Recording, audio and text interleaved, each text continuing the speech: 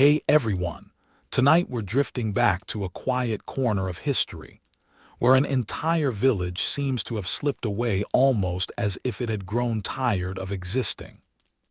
So dim the lights, settle into your favorite chair, or pull the blanket just a little closer. If you're already feeling sleepy, then history is about to do what it has quietly practiced for centuries. Tonight's story isn't about a great emperor or a glorious battle. There are no dragons, no magical curses, and very few people making sensible decisions. Instead, we're visiting a peaceful medieval village that slowly faded until one day it was simply gone. Not in an explosion, not swallowed in a single dramatic night. History is rarely that theatrical. It disappeared so gradually that later generations could only look across empty fields and wonder where everyone had gone. And, as always, because this is history, the answer turns out to be far stranger and far more ordinary than anyone expected. Take a slow breath. Let's begin. Several hundred years ago, across medieval Europe, villages were everywhere. Tiny clusters of timber cottages rested beside streams and winding dirt roads. Smoke drifted lazily from thatched roofs. Chickens wandered wherever they pleased, because chickens have never shown much respect for property boundaries. Life moved at an almost unimaginable pace. There were no alarms ringing at 6 in the morning. No endless notifications. No meetings that should have been emails. The sunrise decided when work began, and the sunset politely informed everyone that it was finally acceptable to stop pretending they enjoyed farming. Most villagers never traveled farther than a day's walk from the place where they had been born. To them, the world ended just beyond the nearest forest. Everything beyond that was someone else's problem. One such place was a small English village known as Wharram Percy. Today it is one of the best preserved, deserted medieval villages in Europe. But centuries ago, it was simply home. Nothing about it seemed remarkable. There was a modest stone church, a handful of cottages, fields stretching across gentle hills, children chasing one another through muddy paths, neighbors borrowing tools they occasionally remembered to return. It was exactly the sort of place no one expected historians to spend centuries studying. Which, naturally, is exactly what happened. The earliest records suggest people had lived there since before the Norman conquest of 1066. Generation followed generation. Parents became grandparents. Children inherited the same small strips of farmland. Families argued over fences that probably weren't in the right place anyway. The seasons repeated themselves with comforting predictability. Spring planting, summer growth, autumn harvest, winter survival again. And again, and again. It was not exciting. For the villagers, that was rather the point. Excitement usually meant war, or plague or taxes, often all three together, because medieval governments had an astonishing ability to combine unpleasant experiences. The local lord owned most of the land. The villagers worked it. In return, they received protection. At least that was the theory. Reality was often less generous. If harvests failed, the lord still expected rent. If storms destroyed crops, rent remained due. If sheep wandered into the wheat, well, the sheep probably had a better week than the farmers. Life revolved around survival. Bread formed the center of nearly every meal. Vegetables filled whatever space remained. Meat appeared mostly during festivals or unusually successful hunts.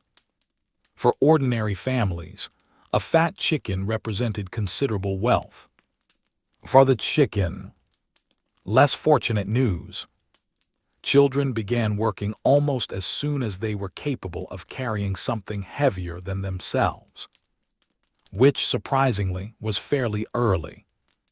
Education existed, but learning how not to starve generally ranked above learning Latin grammar.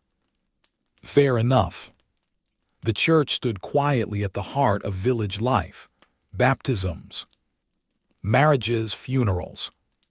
The entire rhythm of existence passed beneath its stone walls. Priests offered comfort, sometimes advice, occasionally both at once. Whether anyone followed the advice remained another matter entirely. The cemetery slowly filled. Generation after generation rested beneath simple graves. Nobody imagined that one day the living would leave them behind. Yet history has a peculiar habit of changing direction without warning. At first, the changes were almost invisible. A few difficult harvests, several colder winters, perhaps one family quietly moving elsewhere.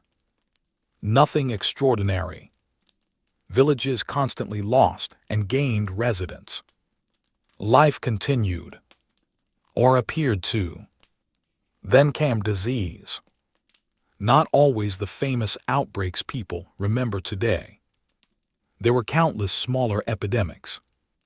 Illness arrived quietly, stayed briefly, left empty beds behind. Medieval medicine did what it could. Unfortunately, what it could do was limited. If someone suggested balancing the body's mysterious humors by removing blood, there was an uncomfortable chance people would actually agree. Because, after all, the physician owned impressive-looking books. Surely that counted for something. The villagers survived because they had little choice. Fields still required planting. Animals still required feeding. Life refused to pause simply because people wished it would. Then the 14th century arrived, and history became considerably less cooperative. The Black Death swept across Europe. Few places escaped untouched. Entire communities lost astonishing numbers of people. Wharram Percy almost certainly suffered alongside countless other villages. Not everyone died. Far from it. But enough disappeared that normal life became difficult. Fields lacked workers. Families vanished. Empty cottages stood silently beside occupied ones. The familiar sound of daily life grew noticeably quieter. For survivors, grief became routine. Not dramatic, simply constant. One burial followed another, then another. Eventually, sorrow became part of ordinary life. People still milked cows, still repaired fences, still baked bread, even while wondering who might be next. History sometimes feels enormous: battles, kings, empires. Yet most people experienced it through empty chairs around dinner tables. After plague came economic change. Landowners began discovering something interesting: sheep. Specifically, sheep required fewer workers than growing grain.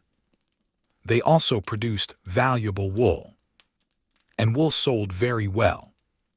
This created a rather unfortunate calculation. If one field of wheat required dozens of villagers, but grazing sheep required only a handful, some landlords began reaching obvious conclusions. Not particularly kind conclusions, but profitable ones. Entire villages suddenly seemed inconvenient. Houses could be demolished, fields enclosed, families encouraged or forced to leave. The sheep, meanwhile, appeared entirely untroubled by these developments. They continued eating grass with admirable emotional stability. By the 15th century, Wharram Percy had begun shrinking, slowly, quietly, almost politely. One household departed, then another. A roof collapsed. Nobody repaired it. Children left for neighboring towns. Parents followed later. Each departure made staying slightly harder for everyone remaining. The blacksmith needed customers. The mill required grain. The church depended upon worshippers. Communities survive because enough people remain together. Once that balance slips, everything else follows. Visitors arriving decades apart might barely notice the difference. A missing cottage here, an abandoned field there. Nothing dramatic, just fewer voices, fewer footsteps, less smoke rising into the evening sky. History often disappears this way, not with explosions, with silence. And silence, strangely enough, leaves very little evidence behind. Centuries later, archaeologists would carefully uncover broken pottery, forgotten tools, worn pathways, and abandoned homes. Each small object whispered the same quiet message. Someone lived here. Someone laughed here. Someone complained about the weather here. Because humans have been complaining about the weather for thousands of years. Some traditions truly are timeless. Eventually, only the church remained standing. The houses vanished. Nature reclaimed gardens. Grass covered streets. Trees watched patiently as memories faded. Travelers passed nearby without realizing an entire community had once filled those empty hills. The village had not disappeared overnight in the literal sense. Instead, it vanished one ordinary day at a time, which somehow feels even stranger, because nobody wakes expecting to witness the end of their hometown. Usually, it simply becomes a little quieter, then quieter still, until one morning, there is almost no one left to notice. And as the wind drifted gently across the abandoned fields, carrying nothing more than birdsong and the rustling of long grass, Wharram Percy quietly surrendered itself to history. Its people scattered across neighboring villages, market towns, and distant farms, carrying memories that would slowly fade with each passing generation. The cottages collapsed.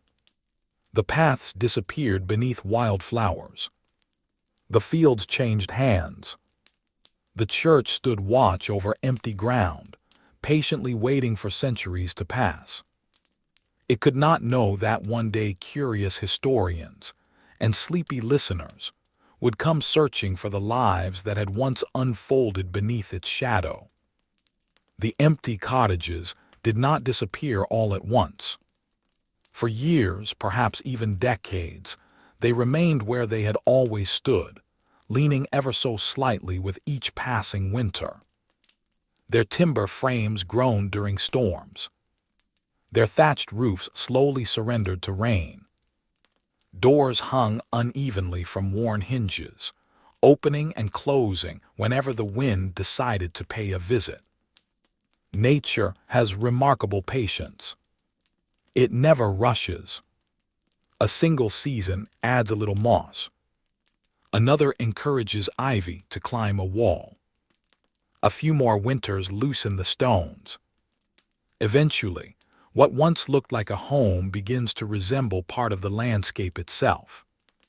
Nobody argues with nature for very long. The families who had left Wharram Percy did not vanish into thin air.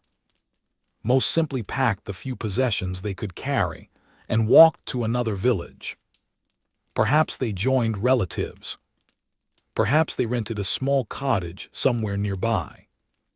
Perhaps they tried their luck in one of England's growing market towns, where opportunity was said to exist in quantities that always sounded slightly larger than reality.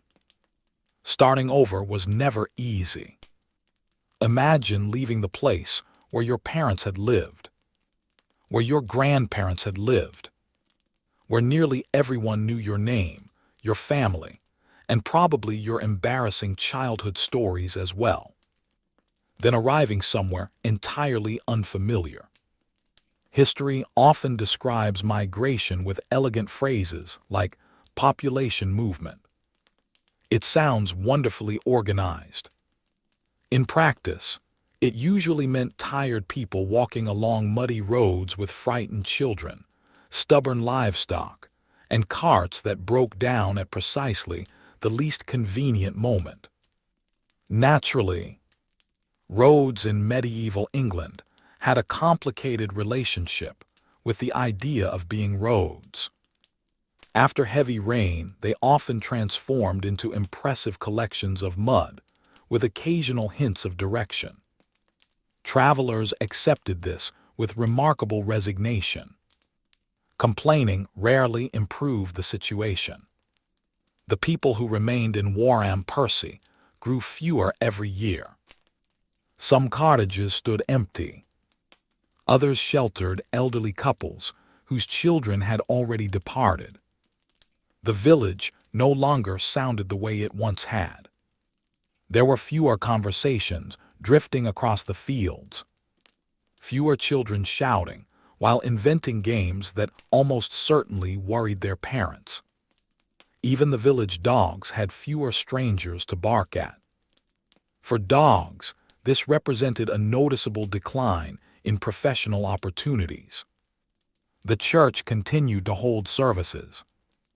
Its bells still echoed across the valley. But each year they reached fewer ears. Attendance quietly shrank. Rows that had once been filled during festivals now contained empty spaces. Nobody announced that the village was ending. There was no official meeting, no farewell ceremony, no carefully written declaration explaining that this particular community had reached its conclusion. Life simply became quieter, then quieter still. History often prefers whispers over announcements. Archaeologists have spent decades studying places like Wharram Percy because deserted villages tell stories in unusually honest ways. Busy towns constantly rebuild themselves. Old houses disappear beneath newer ones. Roads change direction. Walls are demolished. Entire neighborhoods are redesigned. A deserted village receives no such attention. It simply waits. Everything remains almost exactly where people left it. Broken cooking pots stay buried beneath collapsed floors. Lost knives rest where they slipped into the soil centuries earlier. Children's toys remain astonishingly close to where they were dropped. There is something strangely comforting about that. Ordinary lives rarely appear in grand history books. Kings receive portraits. Queens receive biographies. Generals receive statues. Meanwhile, the woman who baked bread every Tuesday morning quietly disappears from memory. Until archaeology introduces everyone once again. One small discovery at a time. Excavations at Wharram Percy uncovered the outlines of homes that had long since vanished.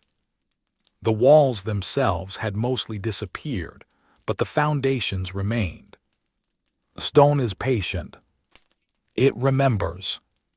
Researchers could identify kitchens, sleeping areas, storage spaces, Animal pens. Suddenly, people who had lived 600 years earlier seemed surprisingly familiar. They organized their homes. They repaired broken tools instead of replacing them. Mostly because replacing them required money they generally did not possess. Modern shopping was not available. There was no convenient marketplace promising same-day delivery.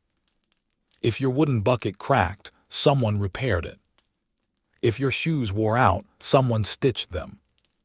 If your roof leaked, well, you hoped it was not raining too enthusiastically while repairs were underway. Excavations also revealed countless animal bones: sheep, cattle, pigs, chickens, each offering quiet evidence of daily survival. Nothing glamorous, nothing especially dramatic. Just dinner. History is, surprisingly often, the story of people wondering what they were going to eat tomorrow. The medieval diet was remarkably repetitive: bread, porridge, cheese, cabbage. More bread. Occasionally fish. Occasionally meat. Then, for variety, different bread. People became remarkably creative with limited ingredients. Spices existed, of course, but expensive imported spices belonged mostly to wealthy households. An ordinary farmer seasoning dinner with exotic cinnamon would have attracted considerable attention, possibly suspicion. Most meals depended entirely upon whatever happened to grow nearby. If harvest succeeded, life became slightly easier. If harvests failed, everything else became much harder. Climate also played an important role in the disappearance of villages. During the later Middle Ages, Europe experienced cooler temperatures associated with what historians sometimes call the Little Ice Age. Winters grew harsher. Growing seasons shortened. Fields that had once produced dependable harvests became less reliable. Farmers possess many admirable qualities. Controlling the weather has never been one of them. A few unusually wet summers could destroy crops. Livestock suffered. Food prices climbed. Families borrowed money. Debts accumulated quietly, much like rainwater finding every possible hole in a roof. One difficulty rarely arrived alone. Poor harvests weakened communities. Disease followed weakened communities. Economic hardship encouraged migration. Migration reduced the local workforce. Reduced workforces meant abandoned fields. Abandoned fields produced even less food. History enjoys creating circles that become increasingly difficult to escape.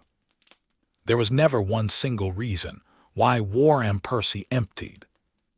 Instead, countless small pressures slowly leaned against the village until remaining there became harder than leaving.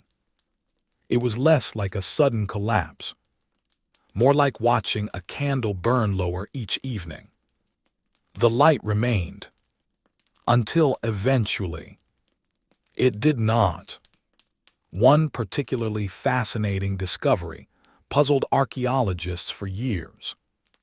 Human skeletons were found with signs of burning and deliberate damage after death. At first glance, this sounded alarming. Stories quickly appeared suggesting violence, murder, or mysterious rituals. Reality, as usual, proved somewhat calmer. During periods of fear, especially following outbreaks of disease, medieval communities occasionally worried that certain dead might return to trouble the living. Not as the polished vampires of modern fiction, nor as cinematic monsters, simply restless spirits. The solution, in some places, involved carefully damaging or burning remains before burial. It sounds unsettling today. To medieval villagers, however, it represented practical caution. History frequently reminds us that every generation considers its own beliefs perfectly reasonable. Future generations are rarely quite so convinced. The people of Wharram Percy were not especially unusual. That is precisely why historians value them. Their village represents thousands of similar communities that quietly existed across medieval England. Most never appeared in famous chronicles. No king visited. No great battle occurred nearby. Nobody invented anything particularly revolutionary. Life unfolded gently, one ordinary day after another. And perhaps that is what makes their story unexpectedly moving. Because history is often presented through extraordinary individuals. Yet almost everyone who has ever lived has been entirely ordinary. Someone milked cows. Someone baked bread. Someone worried about winter. Someone repaired fences. Someone hoped next year's harvest would be kinder. Those quiet hopes built civilizations every bit as much as famous rulers ever did. The final residents probably never imagined their homes would one day become an archaeological site. To them, they were simply trying to make it through another season. The future had other plans. Centuries passed. Grass covered forgotten streets. Wildflowers grew where gardens had once been carefully tended. Foxes wandered through places where children had once laughed. The wind became the village's most faithful resident, arriving each morning without fail and leaving only when evening settled gently across the hills. And somewhere beneath that peaceful landscape, the small traces of countless ordinary lives waited patiently, preserved by time, until someone would eventually begin asking the simplest of questions. Who lived here? And where did they all go? Those questions occupied historians for a remarkably long time. Not because the answers were impossible to find, but because history has a habit of preserving the loudest voices while quietly misplacing everyone else. Kings left charters. Monasteries copied manuscripts. Merchants kept accounts. Ordinary villagers, meanwhile, generally spent their days trying to keep pigs out of the vegetable patch. The pigs rarely appreciated being criticized. So, for many centuries, deserted villages attracted little attention. People noticed the old church. They noticed strange bumps beneath the grass. Occasionally someone uncovered a broken pot while plowing. Then life continued. It was not until the 19th and 20th centuries that scholars began asking whether those gentle ridges crossing the fields were actually the remains of streets. From above, the answer slowly became clear. The landscape itself had remembered. Long after every wooden house had disappeared, the earth still carried faint impressions of where people had once lived. Former roads appeared as shallow lines. House platforms remained as slightly raised rectangles. Ancient property boundaries survived almost unnoticed. Nature had softened every edge, but it had not erased them. Modern aerial photography transformed the study of medieval villages. From the ground, Wharram Percy seemed peaceful enough. From the sky, however, its forgotten layout quietly emerged. There were the houses. There was the village green. There were the lanes connecting neighbors who had not seen one another for 6 centuries. History, it turned out, had been hiding in plain sight. The first excavations began carefully.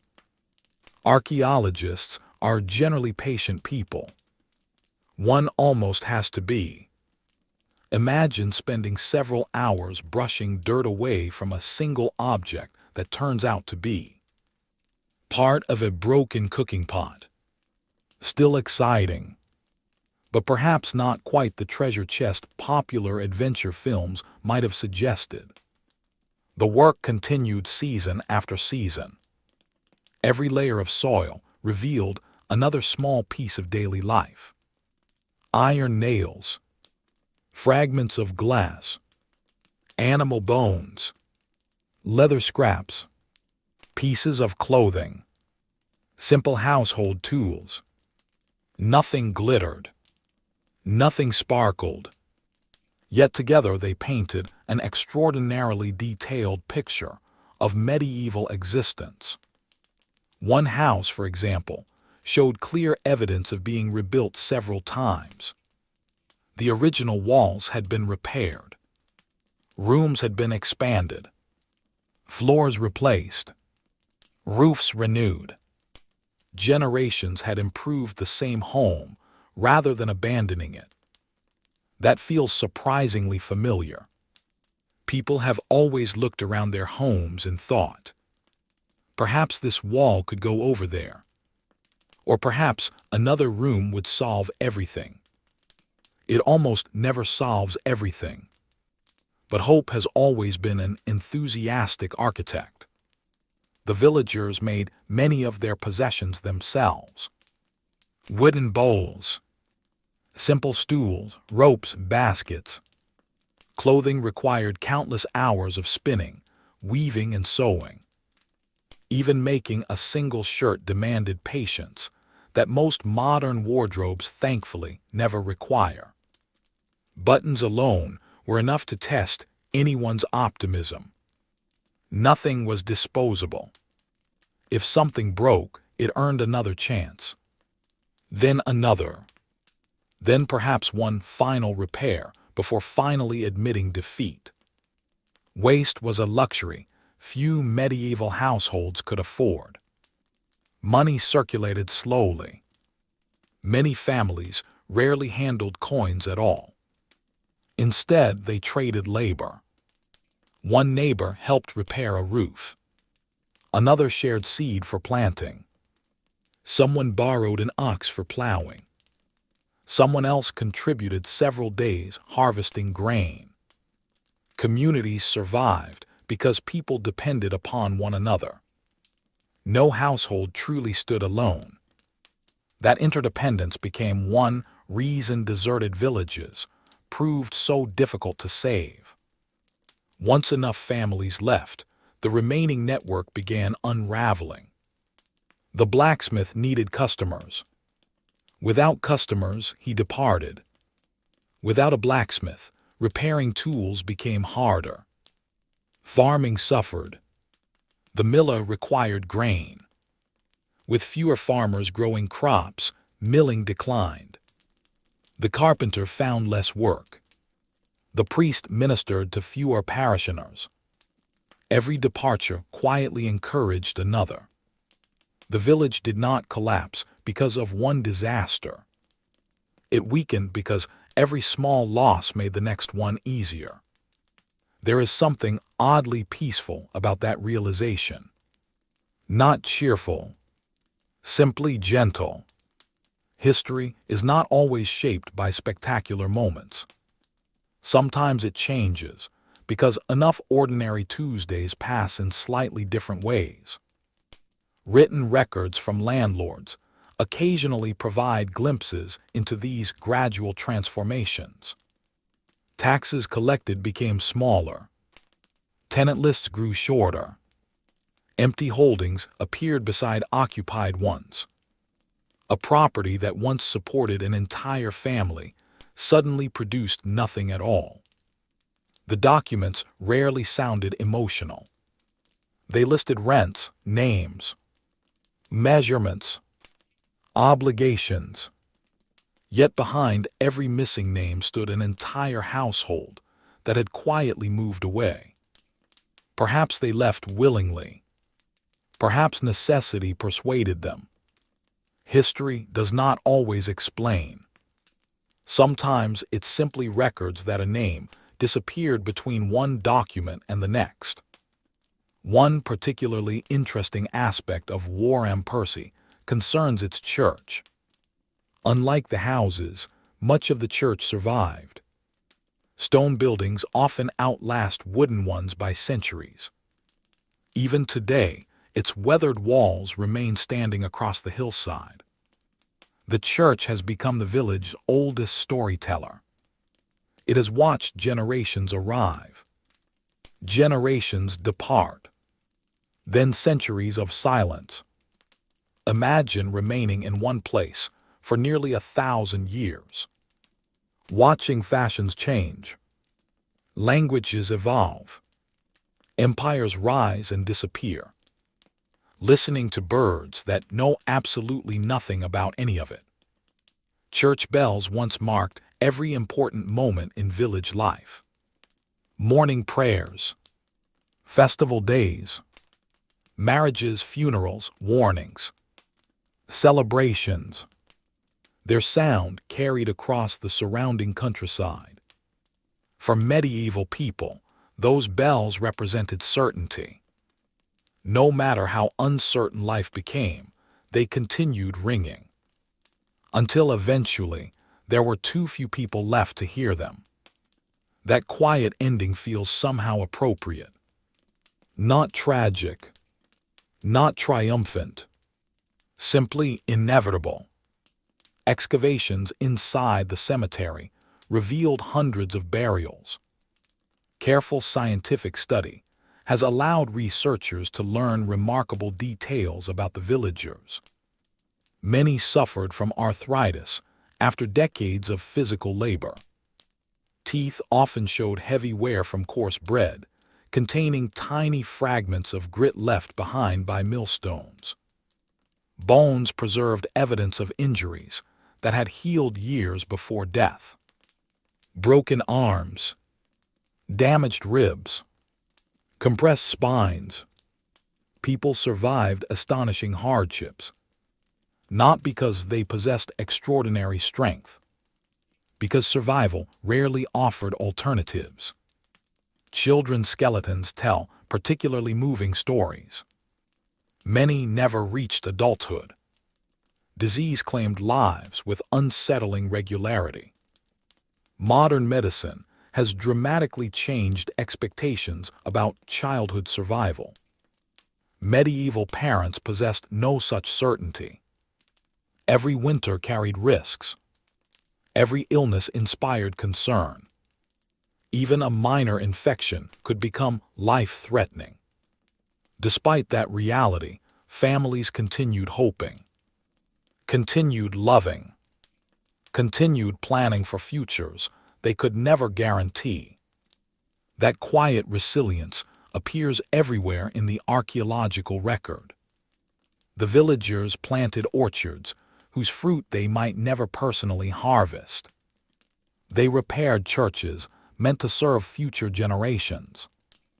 They dug drainage ditches that would benefit neighbors for decades. Human beings have always invested in tomorrows they may never see. It is one of our more admirable habits. Wharram Percy also reminds us that medieval villages were not frozen in time. People adapted constantly. New farming methods appeared. Buildings changed. Tools improved. Trade expanded. The Middle Ages were far more dynamic than old stereotypes sometimes suggest. Innovation simply moved at the speed of oxen rather than broadband, which admittedly required a little more patience.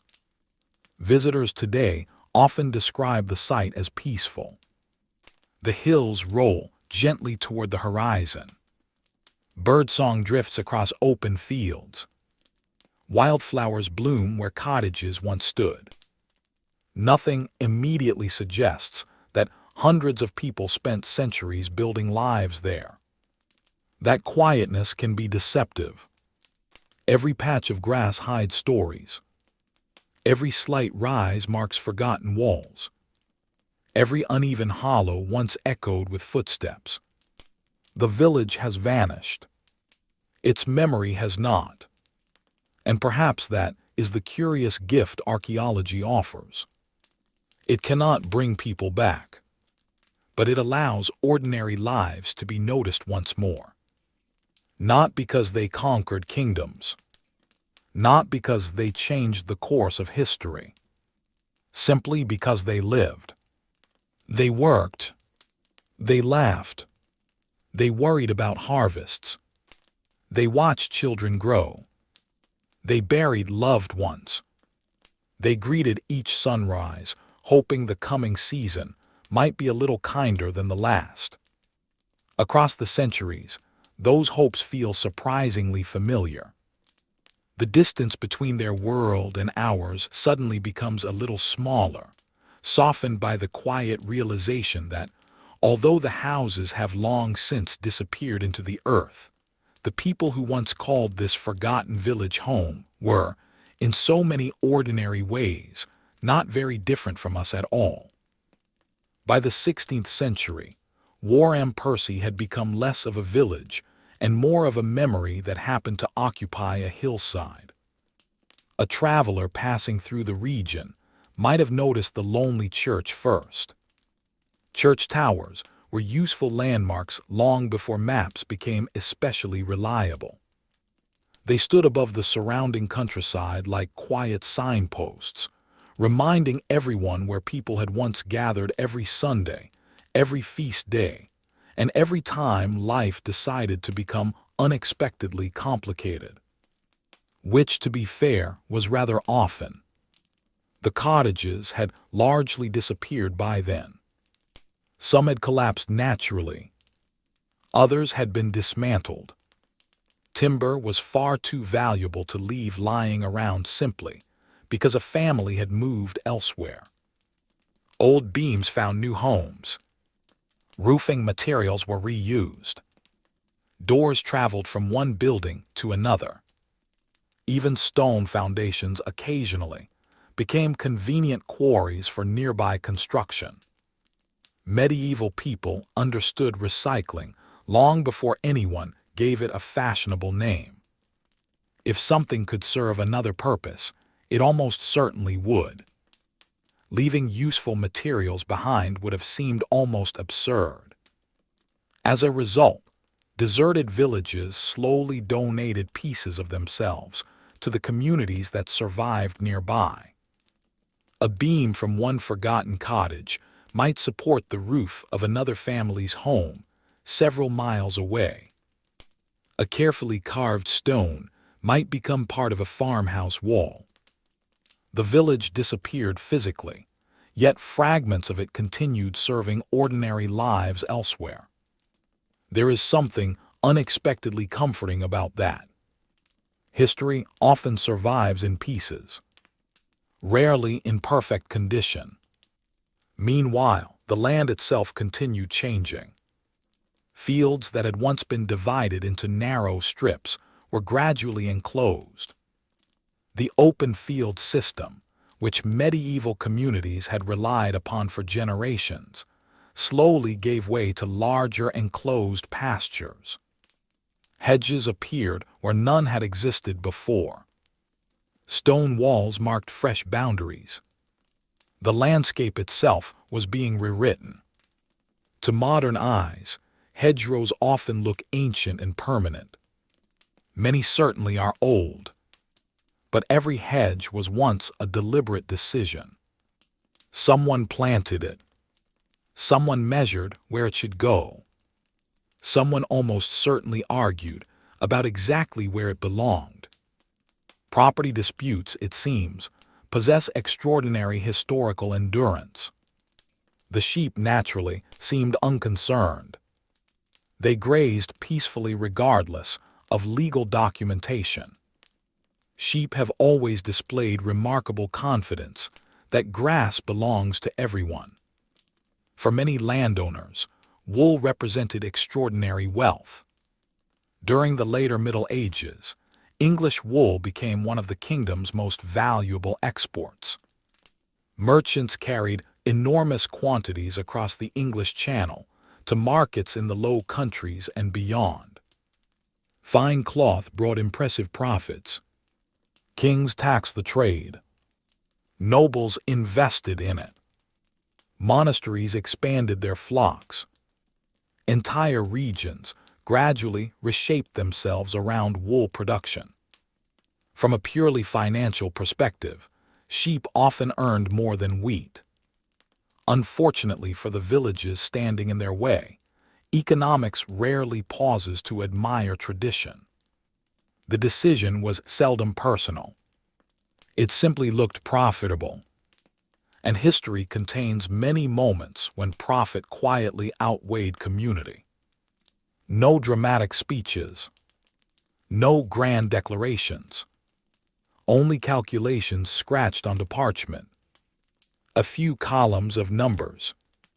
Perhaps a conversation between estate managers. Then another family packed their belongings. It is strangely easy to overlook how enormous such a decision truly was. Leaving meant abandoning familiar graves. The church where generations had been baptized. The tree beneath which children had played. The path worn smooth by countless footsteps. People do not simply leave places. They leave versions of themselves behind as well. For elderly villagers, the departure must have felt especially painful. Imagine spending 60 or 70 years walking the same narrow lane every morning, knowing every field, every neighbor, every bend in the stream, then watching that familiar world gradually empty. One neighbor disappears, then another. Eventually, there are more abandoned houses than occupied ones. Silence begins arriving earlier each evening. The familiar rhythm dissolves. Not all at once, just enough to notice. Loneliness rarely announces itself dramatically. It usually enters quietly. One absent conversation at a time. Archaeologists sometimes describe deserted villages as frozen landscapes. The phrase is accurate, though perhaps a little misleading. Nothing actually froze. Everything simply stopped developing. Nearby towns continued growing. Roads shifted. Buildings expanded. New generations altered the landscape. Wharram Percy remained almost exactly where history left it. Like a sentence that ended unexpectedly in the middle of a page. One remarkable aspect of the excavations involved studying tiny objects most visitors would probably walk past without noticing. Seeds, charcoal, pollen, animal teeth, fragments of insects. Each preserved a surprising amount of information. Pollen trapped beneath layers of soil revealed which plants had grown nearby centuries earlier. Charred grains identified crops cultivated by the villagers. Even ancient parasites recovered from old latrines offered clues about diet and health. Not the most glamorous branch of archaeology, but certainly one of the more informative. History occasionally asks researchers to become enthusiastic about medieval toilets. Career expectations vary considerably. These discoveries revealed that daily life was closely connected to the surrounding environment. Wood came from nearby forests. Water flowed from local springs and streams. Building materials rarely traveled great distances. Everything depended upon what the landscape could provide. If nearby woodland shrank, fuel became scarcer. If weather damaged crops, alternatives were limited. Modern supermarkets have perhaps spoiled us slightly. Running out of flour today, usually requires a short trip. Running out of flour in the 14th century required considerably more optimism. The villagers also shared their world with countless animals, not merely livestock. Foxes prowled hedgerows. Deer wandered through forests. Owls hunted after sunset. Songbirds greeted each dawn with impressive enthusiasm. The medieval countryside was alive with sounds that remain surprisingly familiar today. Wind through long grass. Rain on rooftops. Crows arguing loudly over absolutely everything. Some traditions never disappear. Even after the people had gone, the landscape continued supporting wildlife. Empty houses sheltered nesting birds.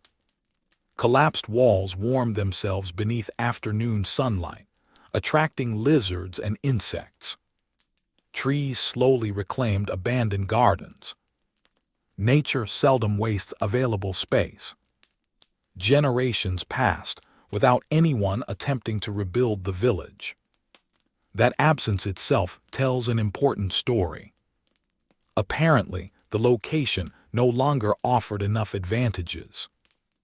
Nearby settlements had become stronger. Trade routes shifted. Agriculture evolved. The reasons that had once encouraged families to settle there had gradually faded. History rarely moves backward. Once communities disappear, they seldom return exactly as they were. Instead, entirely new places emerge elsewhere. Children born in neighboring villages probably heard occasional stories about the old settlement on the hill. Perhaps grandparents pointed toward the church while walking across the fields. There used to be a village there. Simple words. Yet behind them rested centuries of ordinary lives. Children, of course, are wonderfully capable of transforming ordinary stories into extraordinary ones. One can easily imagine local legends beginning to grow. Perhaps people whispered that disease had emptied the village overnight. Others imagined curses, hidden treasure, ghostly processions crossing moonlit fields. Human imagination dislikes quiet explanations. It prefers mystery. Reality, however, remained patient. The village disappeared because history often works slowly. Crop by crop. Family by family. Year by year. No single sunrise marked the end. No single sunset closed the story. Instead, time itself performed the work. One season at a time. And perhaps that is why places like Wharram Percy feel strangely peaceful today. They remind us that history is not only the story of spectacular victories or catastrophic defeats. It is also the story of ordinary mornings. People rising before dawn, lighting the hearth, feeding animals, repairing tools, walking familiar paths that would one day vanish beneath layers of grass. Those simple routines rarely appear in royal chronicles. Yet they form the foundation upon which kingdoms quietly depended. Without farmers, there were no taxes. Without villages, there were no markets. Without ordinary people performing ordinary work, even the grandest castles eventually found themselves surrounded by empty fields. Kings often believed they ruled nations. In truth, they also depended upon countless anonymous villagers who never expected anyone to remember their names. Centuries later, those names may indeed be lost. But the traces they left beneath the earth continue speaking with remarkable patience to anyone willing to listen. As the centuries continued their unhurried march, the abandoned village settled into a different kind of existence. It was no longer a place where people lived. Instead, it became part of the countryside itself. The outlines of former streets softened beneath grass. The foundations of cottages gathered layers of soil. Wildflowers rooted themselves where cooking fires had once warmed small family homes. The earth is remarkably skilled at hiding the past without ever completely destroying it. It simply places one season gently on top of another. Spring followed winter. Summer followed spring. Autumn leaves drifted across forgotten doorways.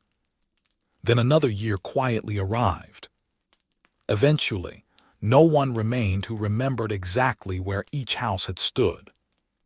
Memory has its own lifespan. It survives comfortably within one generation.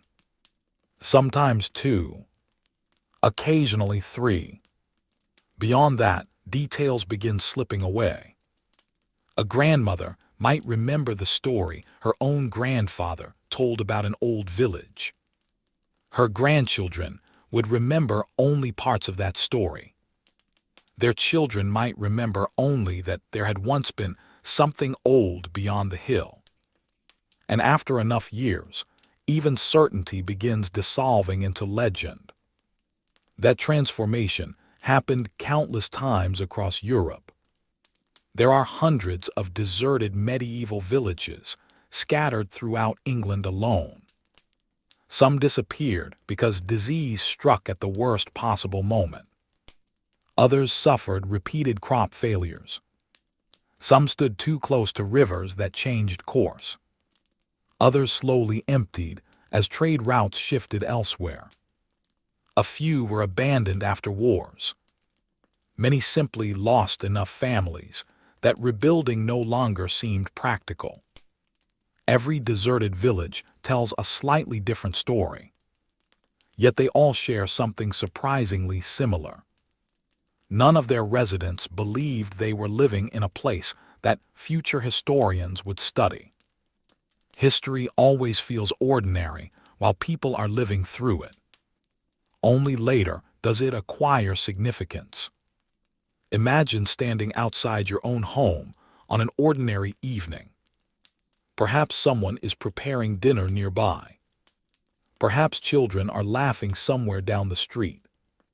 Perhaps a neighbor is watering plants or sweeping the front step. Nothing feels historic.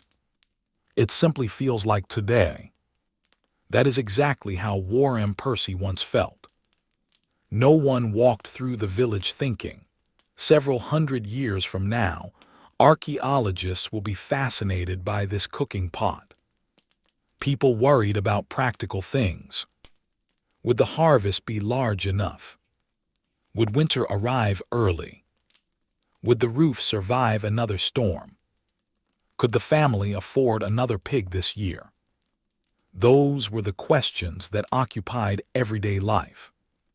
And perhaps that is why archaeology feels so wonderfully human.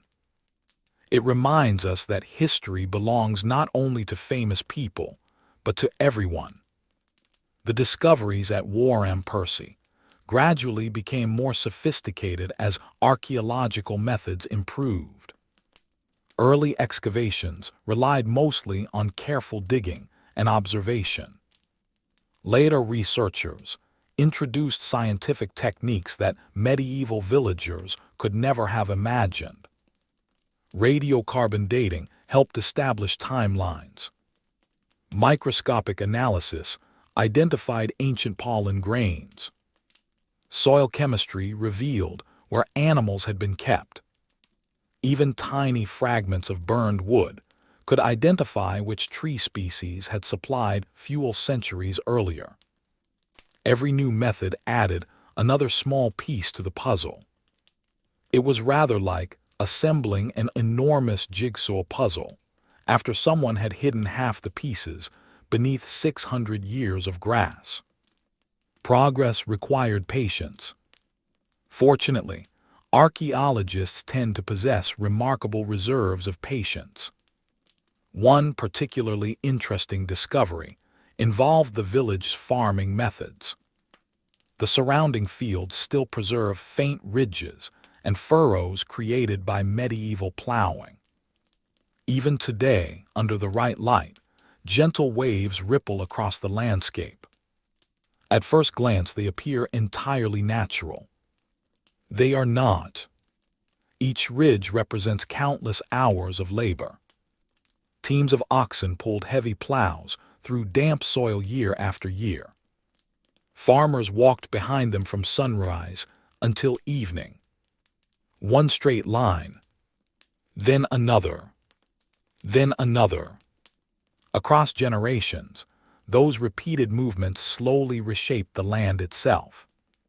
The ridges remain because medieval plows always turned the soil toward the center of each strip. Over hundreds of years, the earth gradually rose into long, gentle humps. The effect was so subtle that the farmers themselves probably never noticed it. History often leaves marks through repetition rather than intention. A single footprint disappears quickly. Thousands of footsteps create a path. One season of plowing changes very little. 3 centuries create an entirely new landscape. The surrounding countryside also contained small ponds that supplied water for both people and animals. Water determined almost everything. A settlement without dependable water rarely remained a settlement for long. Streams powered mills. Ponds watered livestock. Wells provided drinking water. Every morning likely began with someone carrying buckets. Water has always been astonishingly heavy. Modern plumbing deserves more appreciation than it usually receives.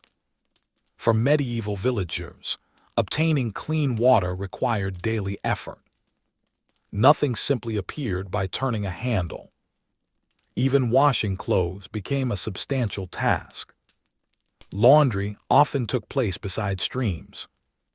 Heavy wool garments absorbed astonishing amounts of water. Anyone hoping for an easy afternoon was likely to be disappointed. Daily life demanded physical strength almost continuously. Yet despite the endless labor, villagers still found opportunities for celebration. Religious feast days interrupted ordinary routines. Harvest festivals offered moments of relief after months of demanding work. Weddings brought entire communities together. Music echoed through village greens. Simple dances continued long after sunset. Ale flowed generously enough that the following morning occasionally felt less enjoyable than the previous evening. Human nature has remained impressively consistent. People have always appreciated reasons to celebrate. Even difficult lives contain laughter. Archaeologists cannot excavate laughter directly. It leaves no physical trace. Yet its presence is almost unavoidable. Children undoubtedly invented games. Neighbors shared jokes. Friends teased one another while repairing fences or gathering firewood. Someone certainly exaggerated stories after drinking a little too much ale. Someone else pretended to believe them. Ordinary happiness rarely survives in written records. But it almost certainly existed. Otherwise, communities could never have endured generations of demanding work. One remarkable feature of medieval villages involved how deeply everyone understood the surrounding seasons. There were no calendars hanging on kitchen walls. Nature became the calendar. The first blossoms announced spring. Bird migrations marked changing weather. The flowering of particular plants signaled planting time. The color of leaves hinted at approaching winter. People observed these patterns because their survival depended upon noticing them. Today we often learn tomorrow's weather from a screen. Medieval villagers learned it by watching clouds. Neither system is entirely perfect. Clouds occasionally surprise everyone. As centuries passed, Wharram Percy became increasingly quiet. Travelers crossing the nearby countryside probably noticed little beyond an isolated church and unusually uneven fields. The village had slipped almost entirely beyond public memory. England itself, meanwhile, changed dramatically. The Tudor dynasty rose to power. Religious upheavals reshaped the kingdom. Monasteries were dissolved. New towns expanded. Ships crossed oceans that earlier generations had scarcely imagined. Entire continents entered European maps. Empires slowly emerged. Through all those extraordinary events, the abandoned hillside remained almost unchanged. There is something wonderfully calming about that contrast. While kingdoms argued, while kings married, while queens ruled, while explorers crossed unfamiliar seas, grass continued growing over forgotten foundations. Rain continued falling on empty fields. Birds continued nesting in the old churchyard. History often moves at two very different speeds. Human ambition races forward. Nature simply waits. And more often than not, nature proves to be the more patient storyteller. For many centuries, almost no one imagined that the quiet hillside concealed one of the best-preserved stories of medieval village life in England. It was simply another patch of countryside. Farmers passed nearby with wagons loaded with hay. Shepherds guided their flocks across neighboring fields. Travelers occasionally stopped to rest beneath the shade of old trees before continuing toward distant market towns. The landscape had become so familiar that its secrets were almost invisible. Perhaps that is one of history's favorite hiding places. Not in remote mountains, not beneath mysterious temples, but in ordinary fields that thousands of people cross without a second glance. There is an old saying among archaeologists that the ground remembers everything. It is not entirely true. Time destroys much. Wood decays. Fabric disappears. Paper rarely survives damp soil for very long. Yet the earth remembers enough. Enough to allow careful observers to reconstruct lives that ended centuries ago. A discarded spoon. A broken horseshoe. The ashes from an old cooking fire. Tiny fragments that seem almost meaningless on their own. Together, however, they become conversations across time. One remarkable aspect of Wharram Percy is that historians have been studying it for decades. Not weeks, not months, decades. Each new generation of researchers has returned with improved techniques and fresh questions. The village has become something of an outdoor classroom. Students arrive expecting to learn about medieval England. They often leave having learned something equally important. History is rarely finished. Every discovery raises another question. Every answer reveals another mystery. That uncertainty is not a weakness. It is part of what makes the past endlessly fascinating.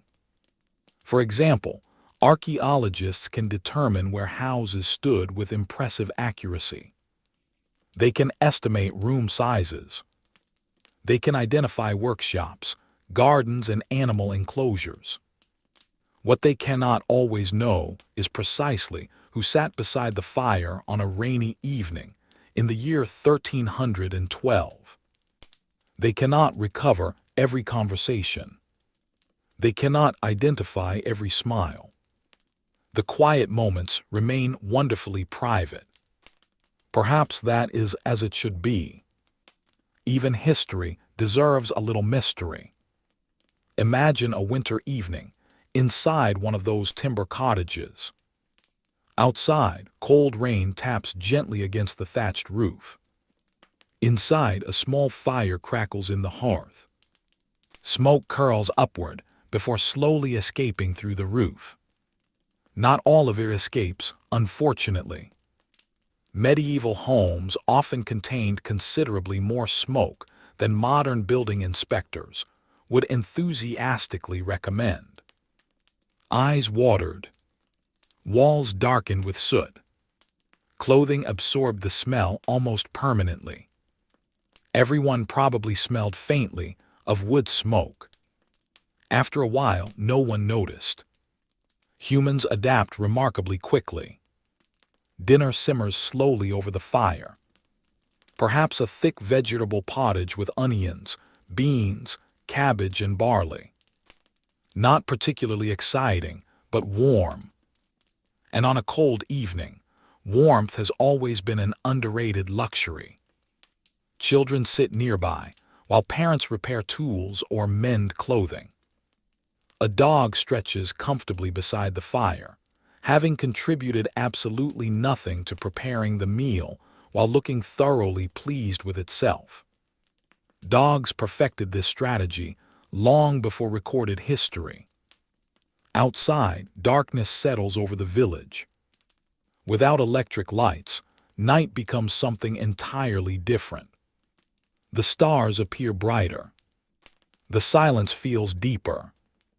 Only the occasional sound of livestock or the distant call of an owl interrupts the evening.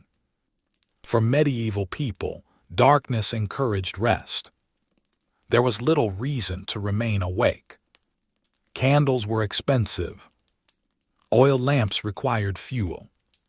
Sleep arrived naturally because sunrise always arrived surprisingly early. Historians sometimes refer to the medieval world as quieter than our own. That is true in one sense.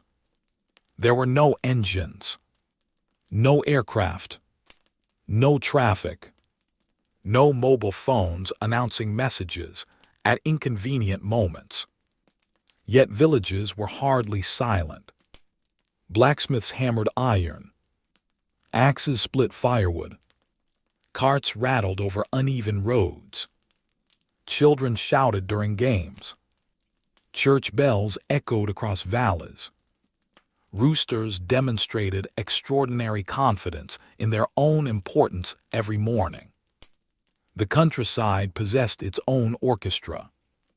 It simply relied upon different instruments. Archaeological evidence suggests that many villagers lived surprisingly active lives well into older age. Their bones tell stories of decades spent lifting, carrying, digging, and walking. Muscles leave subtle marks where they attach to bone. Over time, repeated physical work reshapes the skeleton itself. The human body quietly records the life it has lived. One individual may show years of heavy agricultural labor. Another displays evidence of repetitive craftwork. Even without written records, their bodies continue speaking centuries later. Of course, life also left its injuries behind. A fractured wrist that healed slightly crooked. An arthritic knee worn down by countless miles on uneven ground. A damaged shoulder from lifting heavy loads. Modern medicine often promises complete recovery. Medieval life was rather more practical. If a broken arm healed well enough to work again, people generally considered that a success. Perfection was a luxury.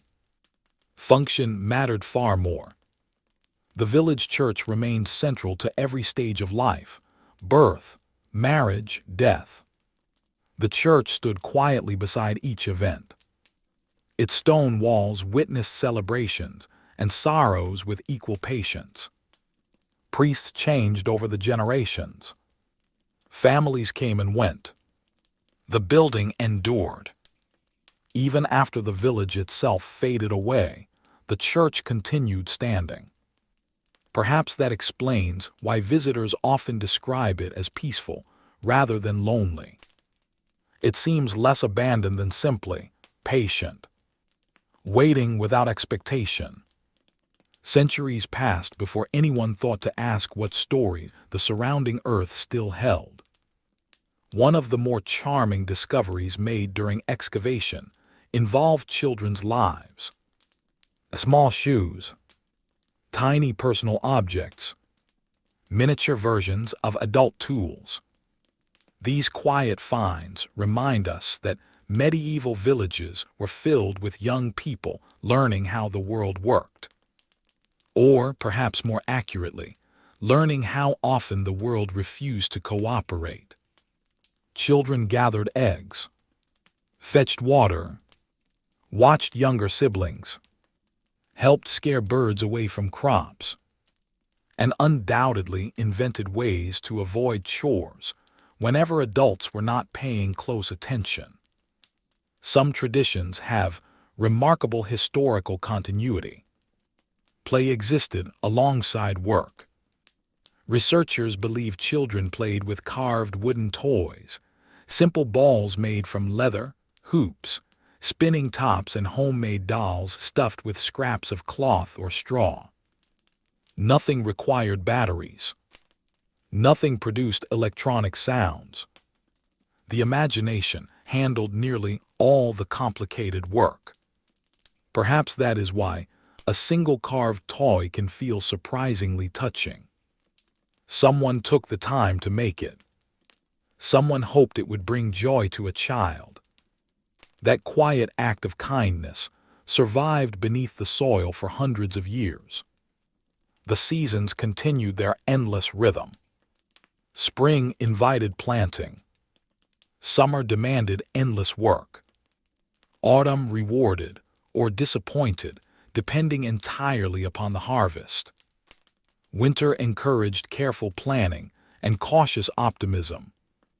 Every year repeated the same pattern, until eventually the pattern itself stopped. Not because nature changed, because the people had gone. The fields remained. The streams continued flowing. Birds nested where they always had. Only the human voices disappeared. Perhaps that is the strangest part of all. The landscape did not mourn. It simply adapted. Grass covered abandoned paths without hesitation. Trees spread their roots beneath empty homes. Foxes explored places where children had once played. Nature accepted the village's absence with quiet efficiency. And over many generations, the hillside slowly transformed from a place where people had lived into a place where history had simply decided to rest beneath the grass, waiting patiently for someone curious enough to uncover it once more. By the 18th century, Wharram Percy had settled into a curious sort of anonymity. It was still there, and yet, in another sense, it was not. Travelers crossed nearby roads without giving the hillside much attention. Farmers plowed neighboring fields, just as countless generations before them had done. The old church remained standing, weathered but dignified, like an elderly gentleman who had quietly outlived nearly everyone he had ever known. Stone has an extraordinary sense of patience. Rain slowly rounded its edges. Winter frosts opened tiny cracks. Summer sunlight warmed the ancient walls. Year after year, century after century. Unlike people, buildings never hurry. They simply endure for as long as they can. Eventually, even they surrender, but usually far more gracefully than the humans who built them.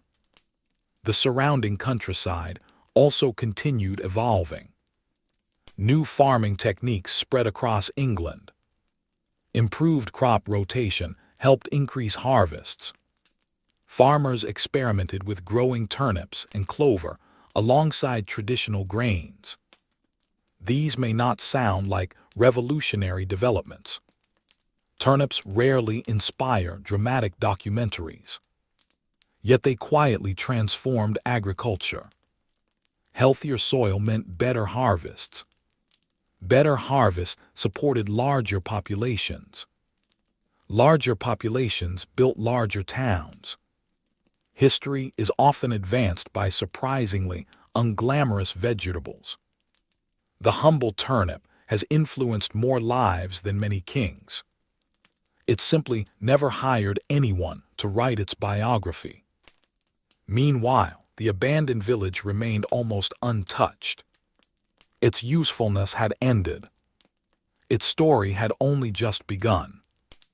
The old ridge and furrow fields surrounding Wharram Percy survived because no one had reason to flatten them.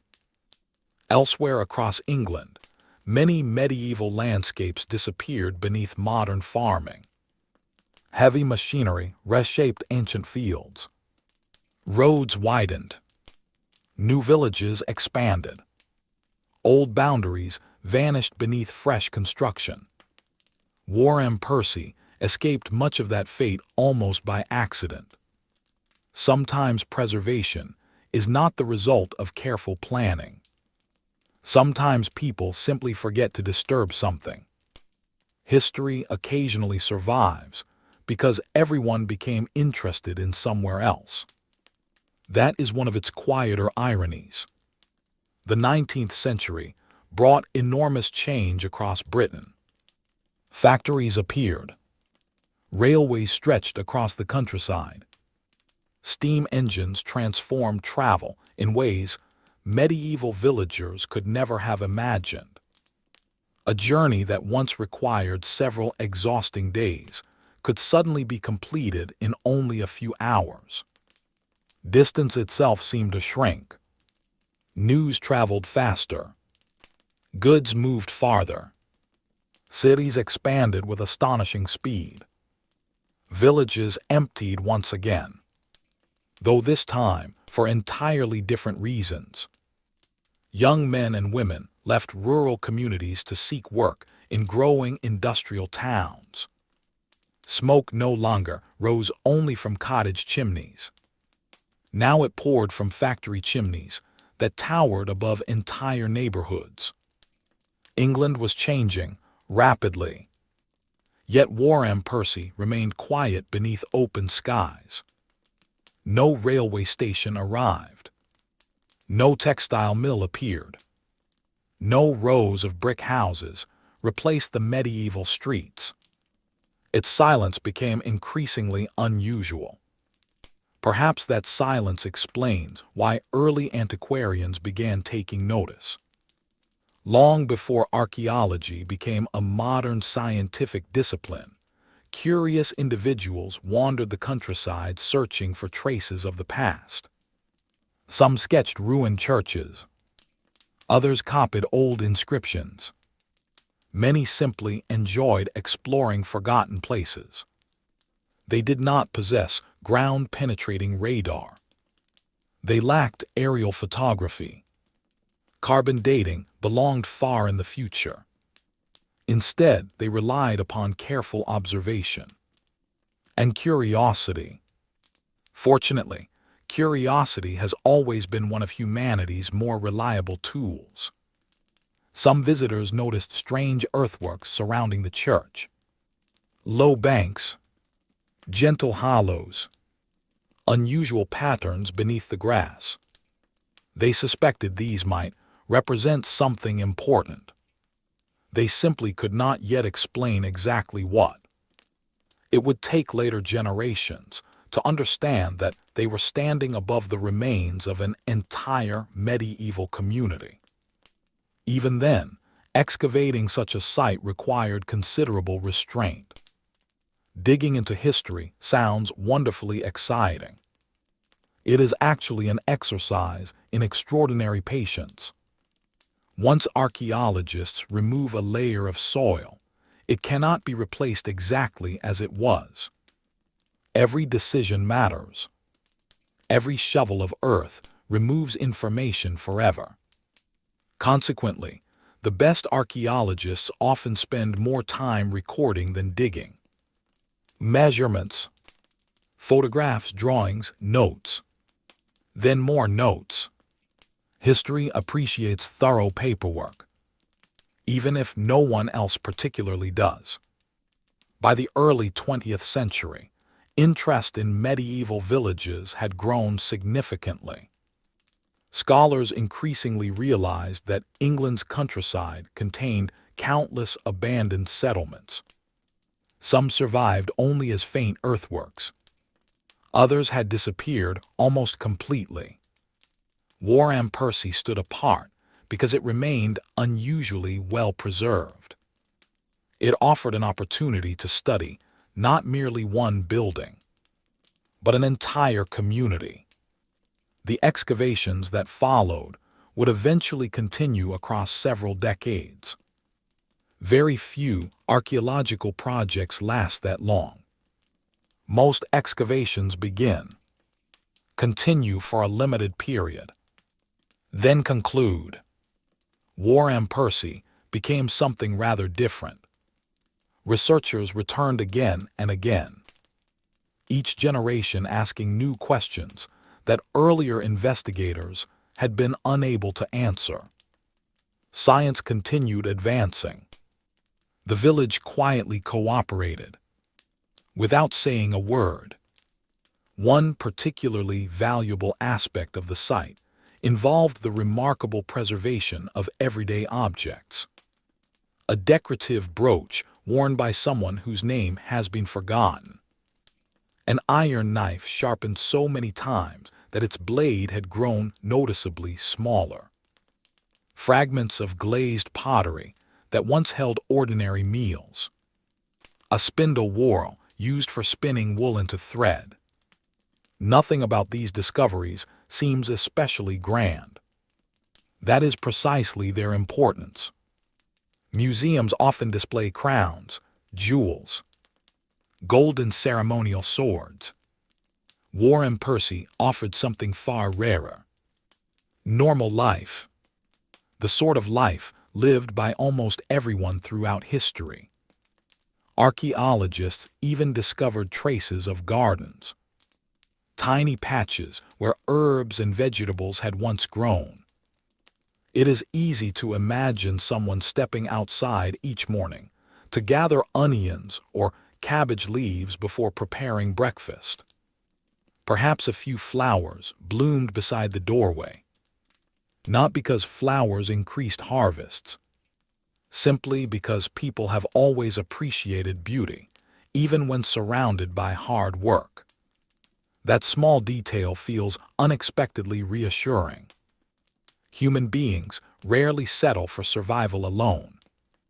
Whenever possible, we add little comforts. A carved pattern on a wooden spoon. A colorful piece of cloth. A flowering plant beside the house. Tiny reminders that life consists of more than necessity. Researchers also examined animal bones in remarkable detail. The age of sheep at slaughter. The health of cattle. The changing size of pigs over successive centuries. Such studies may sound extraordinarily specialized. They are. Yet they reveal surprising information about nutrition, farming methods, and economic conditions. History sometimes hides inside a sheep's jawbone.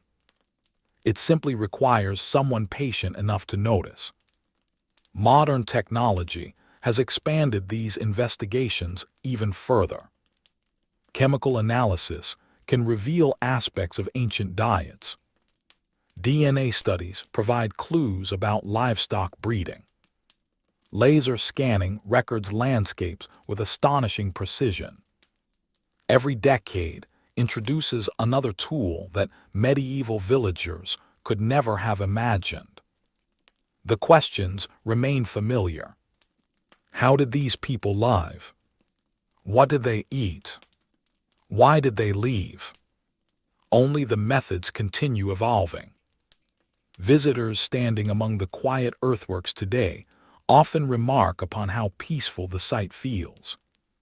There are no crowds pressing through narrow streets, no market stalls, no smoke drifting from chimneys, only gentle hills stretching toward the horizon.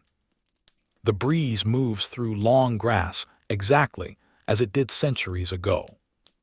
Birdsong replaces the conversation that once echoed between timber cottages.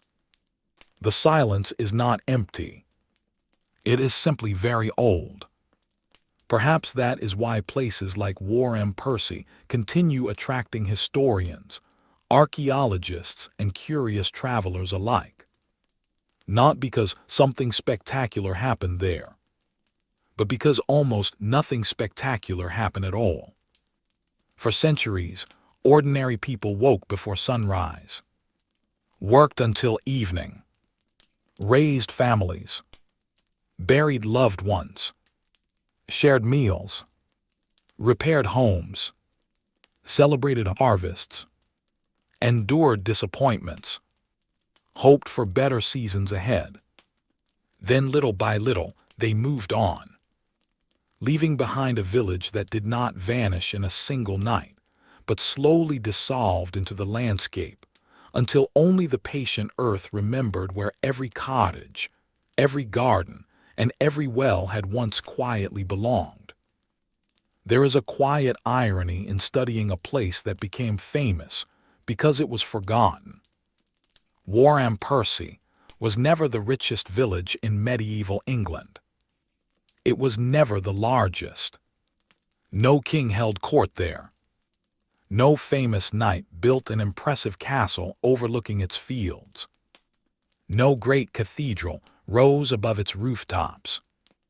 In fact, if you had wandered through the village sometime around the year 1250, you probably would have found it pleasantly ordinary.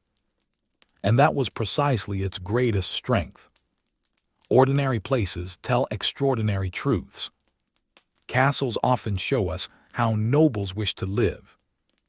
Villages reveal how almost everyone actually lived. The difference between those two worlds was considerable. A medieval lord might spend his day discussing rents, hunting rights, or political alliances. A villager spent the same day wondering whether the pig had escaped again. One of those concerns appears more frequently in history books. The other probably occupied far more people's time. There is something wonderfully grounding about that. As archaeologists continued uncovering Wharram Percy throughout the 20th century, they began noticing patterns that extended beyond a single village. The same styles of pottery appeared elsewhere. Similar house layouts emerged across northern England. Comparable farming methods could be traced from one county to another. Suddenly, Wharram Percy became more than one abandoned settlement. It became a window into an entire way of life. Historians could compare discoveries from different villages and slowly reconstruct the rhythm of medieval England. Not the England of kings and parliaments. The England of shepherds, millers, blacksmiths, bakers, children carrying water from the village well, women tending small kitchen gardens, men repairing fences before another storm arrived. The people who quietly held society together without expecting anyone to remember their names. One particularly fascinating discovery involved the way medieval houses evolved over time. Many people imagine villages remaining unchanged for centuries. The archaeological evidence suggests something rather different.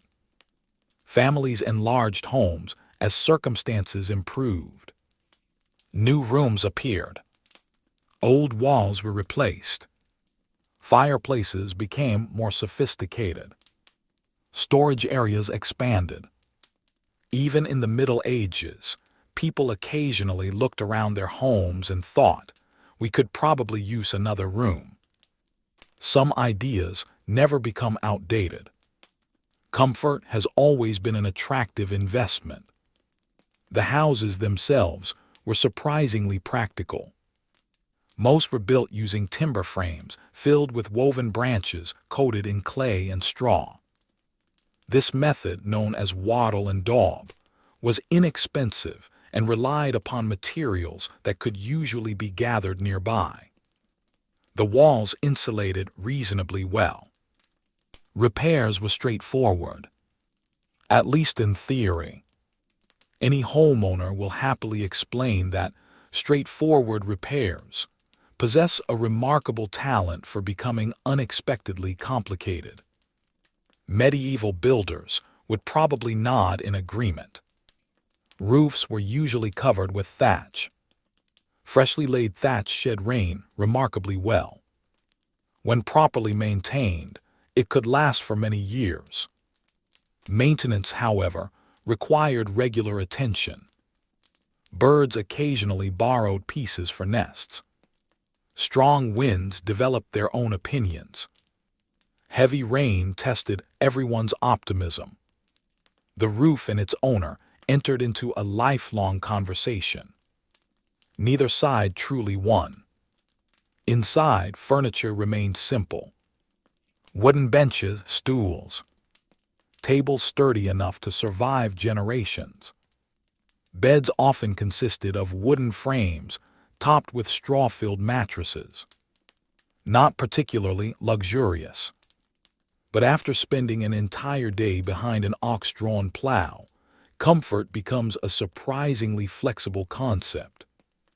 People generally slept quite well. The absence of glowing screens may have contributed. Instead, evening conversations unfolded beside the fire. Stories passed from one generation to the next. Some were true. Others gradually improved with each retelling.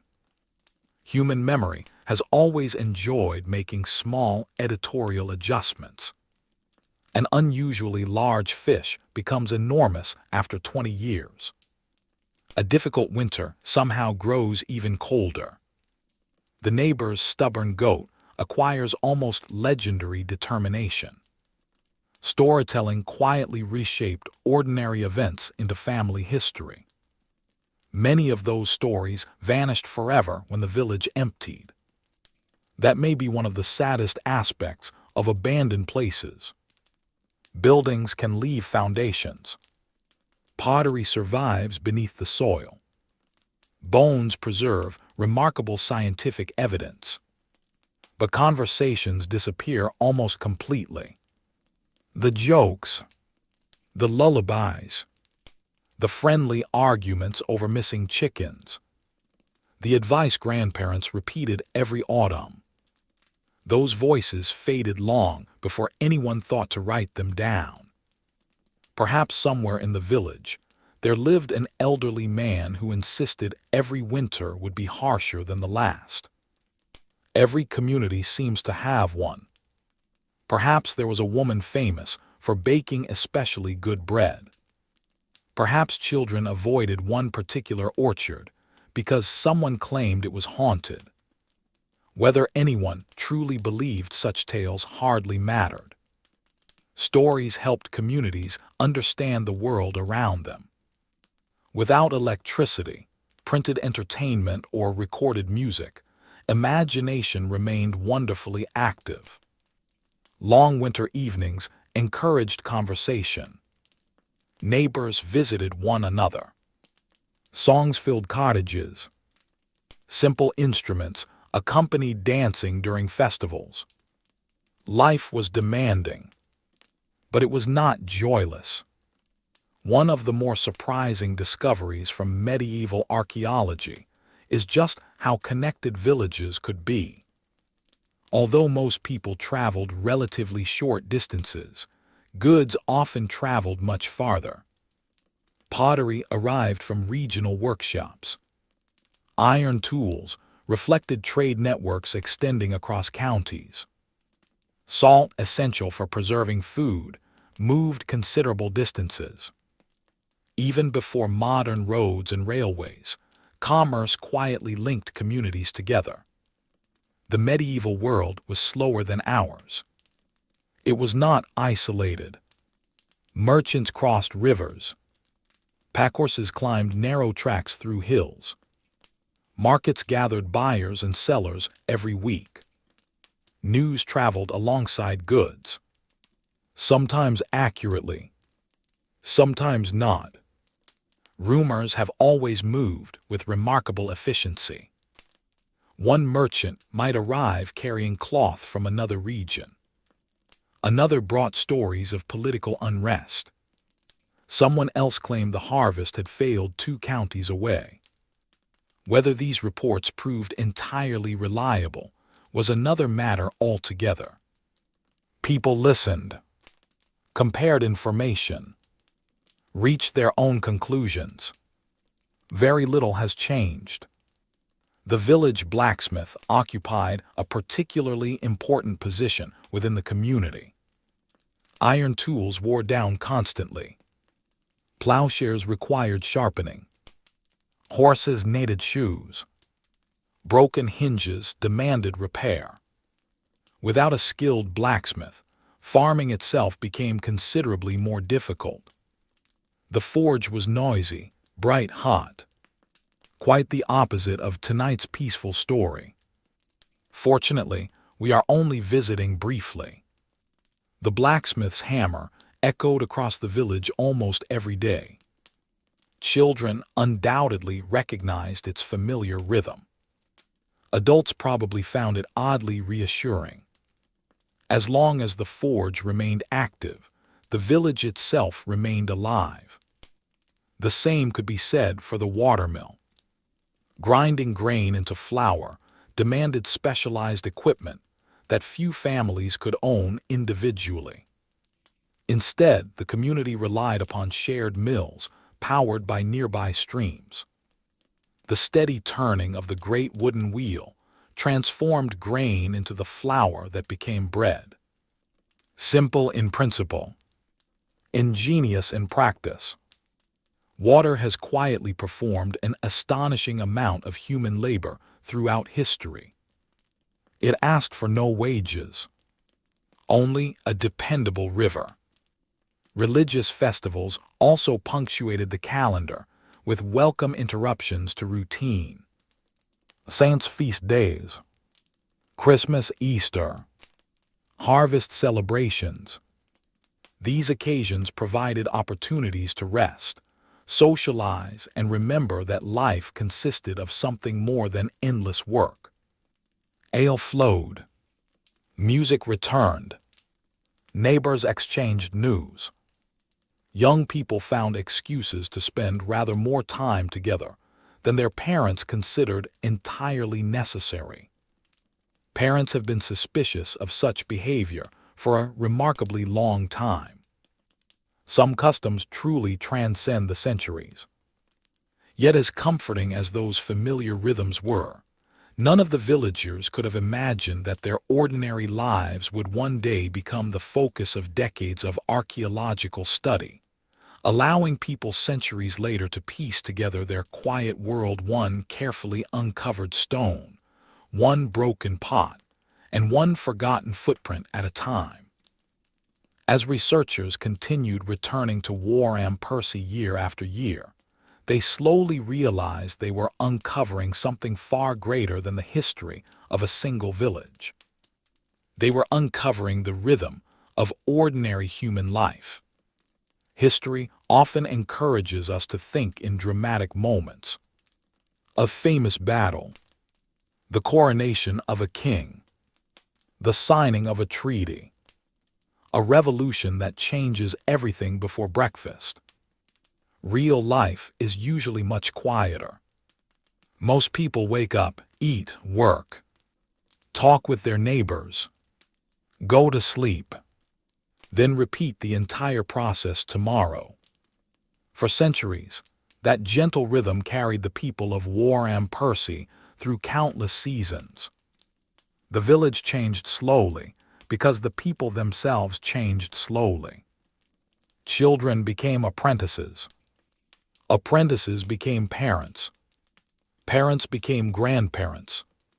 The old church watched each generation take its place, never hurrying anyone along.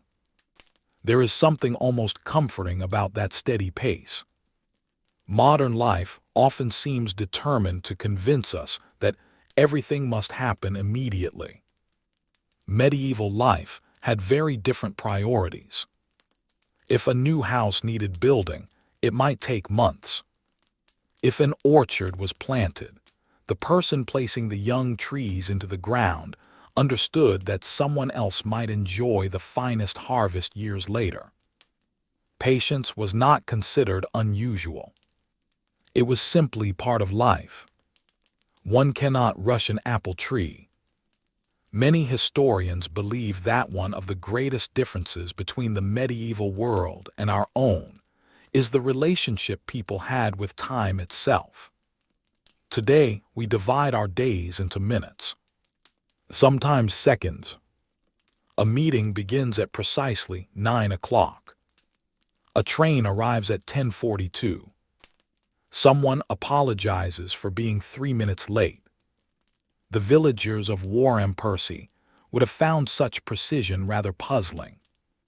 Their lives followed sunlight rather than clocks. Morning began when the sky grew bright enough to work. Midday arrived when the sun reached its highest point. Evening settled in as shadows lengthened across the fields. The seasons mattered far more than the hours. Spring planting, summer haymaking, autumn harvest, winter repair. Those 4 chapters repeated throughout every lifetime. The calendar belonged to nature, not machinery. This slower understanding of time also shaped how people viewed the future. Few villagers expected life to change dramatically within their own lifetimes. They hoped for healthy children, reliable harvests, perhaps another field to cultivate, a stronger roof before next winter. Small improvements felt meaningful because they accumulated over generations. History, after all, is often built one modest success at a time. The medieval landscape surrounding the village also demanded constant attention. Hedges required trimming. Drainage ditches needed clearing. Footpaths slowly disappeared unless people continued using them. Even nature's smallest victories required human response. Leave a field unattended for only a few years, and shrubs begin appearing. Wait a little longer, and young trees quietly establish themselves. Eventually, the forest politely requests its land back. Nature never argues. It simply waits. And it usually wins. The villagers understood this better than almost anyone. Their survival depended upon maintaining a careful balance between themselves and the landscape. Too much woodland limited farmland. Too few trees created shortages of timber and firewood. Every decision involved compromise. Every season demanded observation. Perhaps that is why medieval farmers developed such remarkable familiarity with their surroundings. They noticed small changes. The behavior of birds. The arrival of particular insects, the flowering of certain plants, clouds gathering over distant hills. These details mattered. Weather forecasts arrived not through broadcasts, but through experience. Some predictions proved accurate. Others did not. The weather has always enjoyed surprising everyone equally. Wharram Percy also reminds us how deeply communities depended upon cooperation. Harvesting grain was not a task one family could comfortably complete alone. Neighbors helped one another. Large jobs became shared responsibilities. When someone's roof required replacing, extra hands often appeared. When illness struck a household, others stepped in.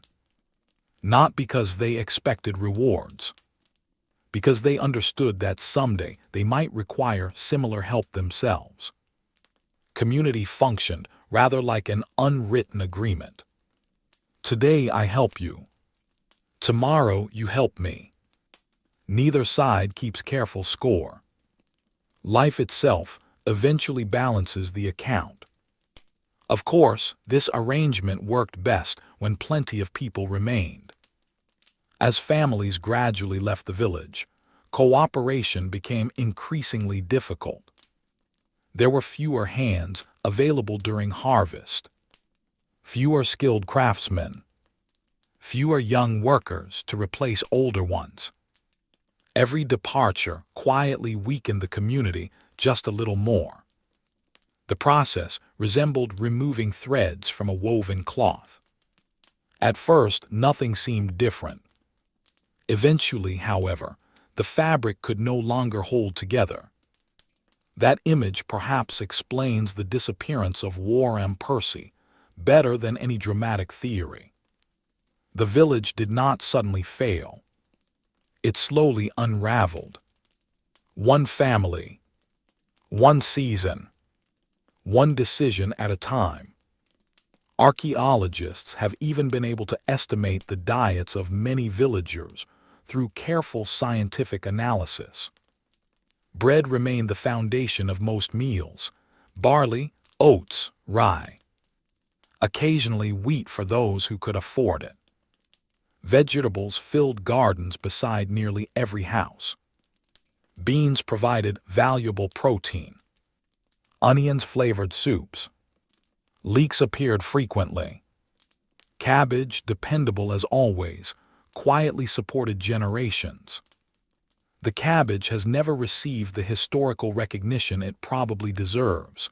Reliable, hardy, not especially glamorous. Much like the villagers themselves. Meat was eaten more often than people sometimes imagine, though usually in modest quantities. Pork appeared regularly. Chicken occasionally. Beef less frequently. Fish became particularly important during religious fasts. The medieval church observed numerous fasting days throughout the year, encouraging people to avoid certain foods at specific times. Naturally, medieval cooks became remarkably creative when explaining why one particular meal absolutely counted as acceptable. Human ingenuity often flourishes whenever rules become slightly inconvenient. Ale accompanied many meals, not because everyone wished to spend the day in cheerful celebration. Rather, brewing often made water safer to drink. The process reduced harmful organisms, making weak ale a practical everyday beverage. Children drank it. Adults drank it. It formed an ordinary part of daily life, though generally much weaker than many modern varieties. Disappointment for some, probably sensible for everyone else. Researchers have also found evidence that villagers cared for the sick with whatever knowledge they possessed. Medicinal herbs grew in gardens. Simple remedies passed from one generation to another. Some treatments undoubtedly helped. Others likely provided little more than optimism. Optimism, however, has always been surprisingly valuable, even when medicine remains uncertain. The local priest often played an important role during illness, not only offering spiritual comfort, but also practical support. Communities rarely separated emotional care from physical care as neatly as we sometimes do today. Both mattered. Both offered hope. As the sun continued rising over the quiet Yorkshire hills century after century, the forgotten outlines of Wharram Percy remained beneath the grass, carrying within them the quiet memory of thousands of ordinary mornings, each one beginning with simple hopes, familiar routines, and the comforting expectation that tomorrow would probably look very much like today. If you were to stand on the hillside at Wharram Percy just before sunrise, you might notice how remarkably peaceful the landscape appears. The first light spreads slowly across the valley. Mist gathers in the lower fields before quietly drifting away. Birds begin their morning conversations long before the rest of the world seems fully awake. Nothing about the scene immediately suggests that hundreds of people once built their lives here. That is one of history's quieter tricks. It hides enormous stories beneath ordinary places. A gentle slope becomes an ancient street. A patch of uneven grass marks the remains of someone's kitchen. A shallow depression once held a well where generations paused to draw water and exchange the latest news. Every landscape contains memories. Some simply require a little patience before they reveal themselves. Visitors often imagine abandoned villages as lonely places. Perhaps they are, but they are also peaceful. Once the noise of daily life fades away, something else becomes easier to notice. The wind moving through long grass, the sound of distant sheep, the steady rhythm of birds circling above open fields. Nature has a way of filling silence without ever truly disturbing it. The church at Wharram Percy still stands at the heart of that quiet landscape. Its weathered stones have witnessed almost 1,000 years of English history. When it was first built, knights still rode into battle wearing chainmail. Kings ruled through handwritten letters carried on horseback. Books were copied patiently by hand.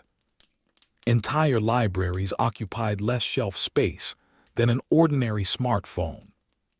The church has remained, while every one of those worlds quietly disappeared. Buildings occasionally become historians without intending to. They simply survive long enough to remember. The graveyard surrounding the church deserves equal attention. Beneath the grass lie generations of villagers who spent their entire lives within a few miles of where they now rest. Many never traveled farther than the nearest market town. Their world may seem small to us, yet to them it contained everything that truly mattered: family, neighbors, fields, faith, the familiar rhythm of changing seasons. It is tempting to imagine medieval life as endlessly difficult. In many ways it certainly was. Disease appeared without warning. Harvests sometimes failed. Winters could be unforgiving. Life expectancy remained far shorter than today. Yet difficulty is only one part of the story. People still celebrated birthdays, even if they did not always record them. Children still laughed while chasing one another across village greens. Neighbors still borrowed tools and occasionally forgot to return them. Someone still burned the evening meal from time to time. Human life has always contained ordinary little mishaps. History simply tends to preserve the larger disasters. One of the greatest lessons Wharram Percy offers is that ordinary people deserve remembrance just as much as famous rulers. Kings appear in paintings. Queens receive biographies.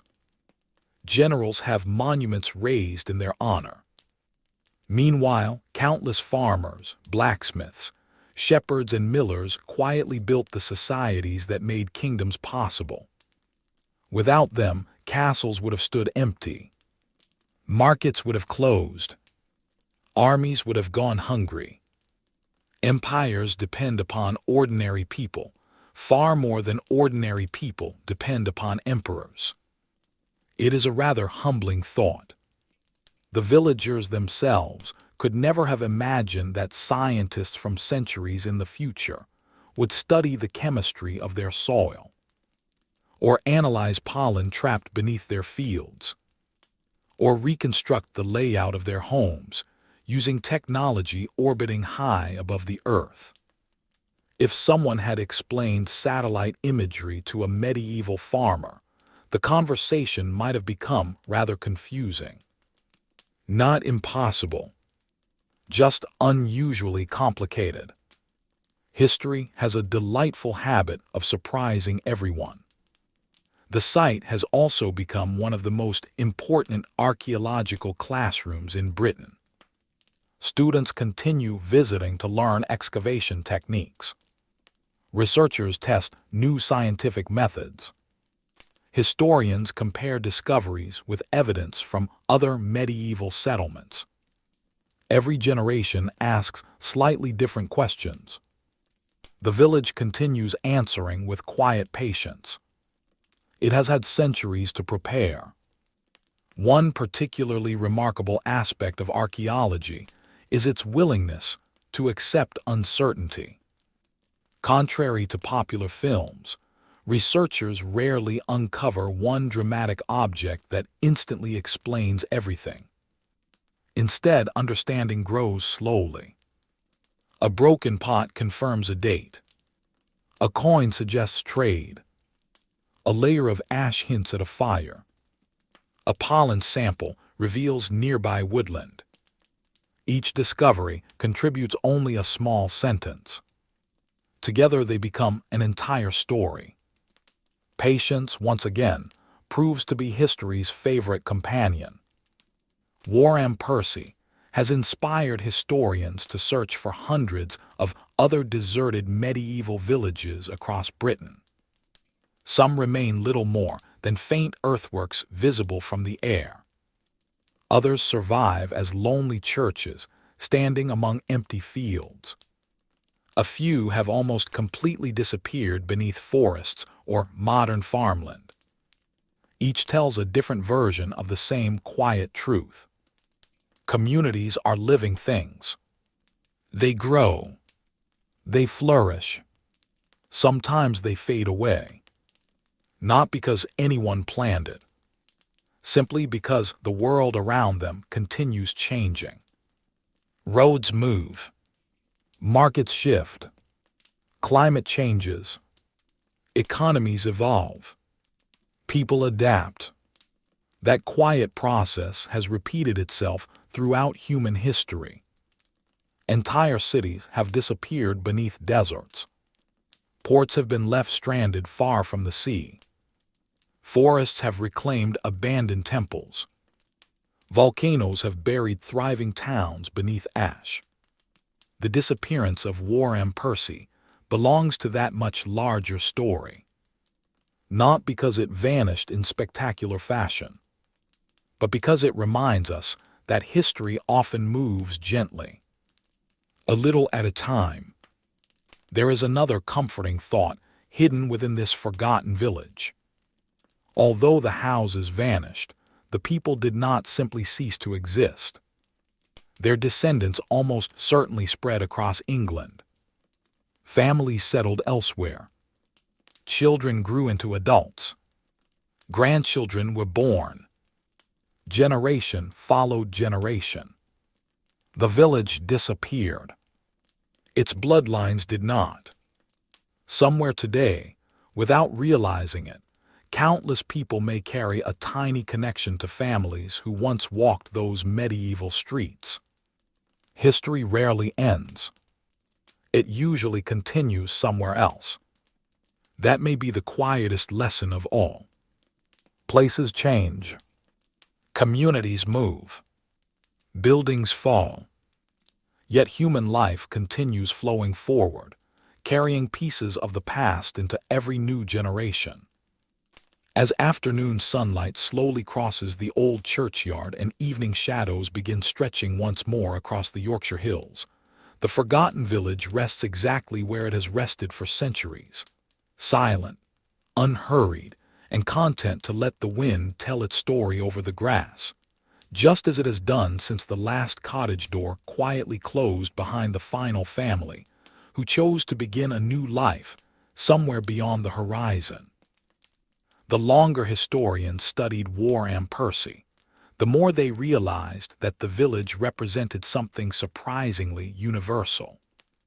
Almost every family at some point in history has left a place behind, sometimes willingly, sometimes reluctantly.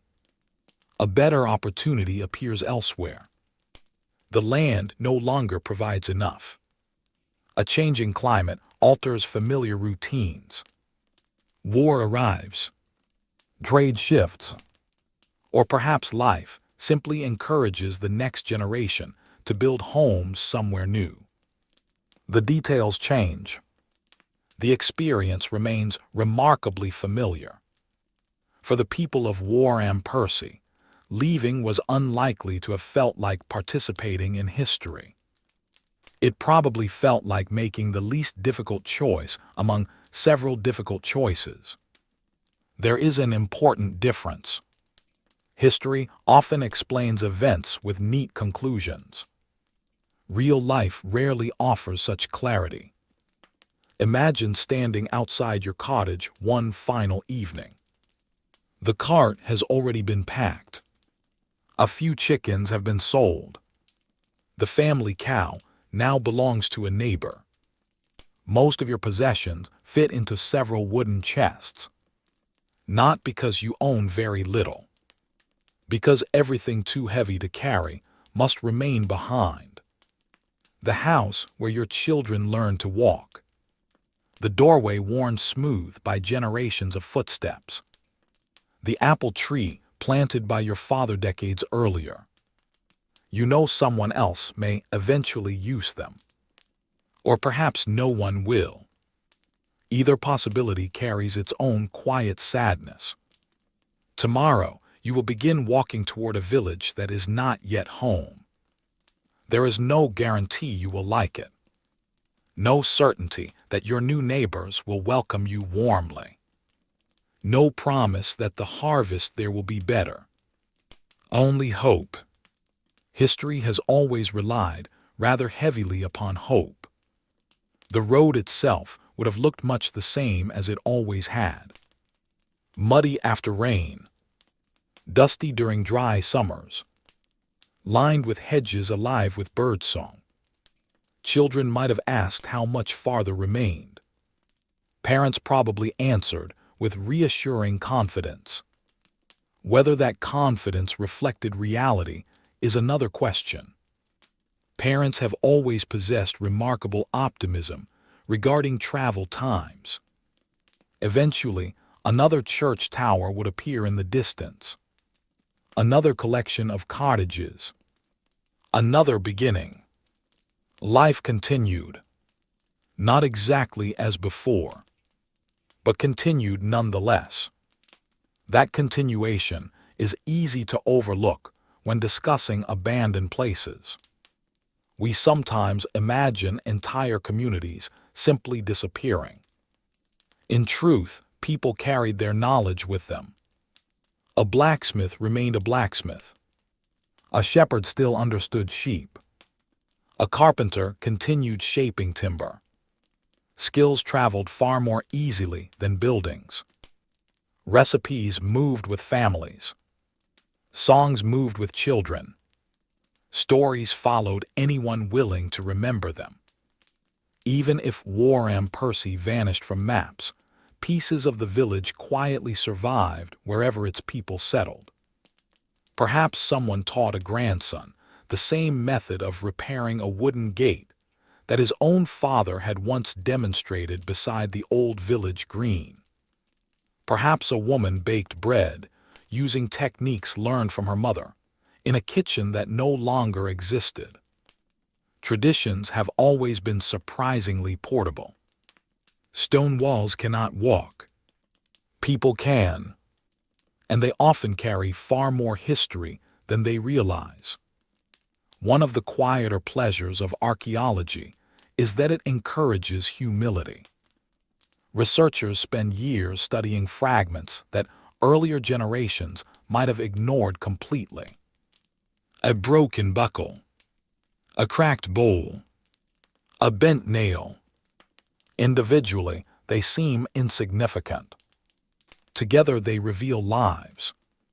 Modern society often celebrates the spectacular. History gently reminds us that ordinary things usually matter most. The average cooking pot probably influenced more daily happiness than the average royal crown. One prepared dinner. The other mostly attended ceremonies. Only one reliably helped people avoid hunger. There is something satisfyingly practical about that. The excavations also highlighted how resourceful medieval villagers truly were. Nothing useful went to waste. Old clothing became patches. Broken pottery sometimes found new purposes in gardens or building foundations. Animal bones became tools. Ash from household fires enriched the soil. Even worn-out timber often ended its life as firewood. The modern concept of throwing something away would have puzzled many medieval families. Away where? Everything had value. Everything deserved another chance if possible. It was not environmental philosophy. It was common sense. Centuries later, archaeologists quietly appreciate that practicality. Without it, fewer objects would have survived to tell their stories. Although much of the village has been carefully studied, researchers readily admit that mysteries remain. Some buildings have uncertain purposes. Certain property boundaries remain open to interpretation. Small details continue inspiring debate. Academic conferences occasionally feature surprisingly energetic discussions about subjects that would probably have amused the villagers themselves.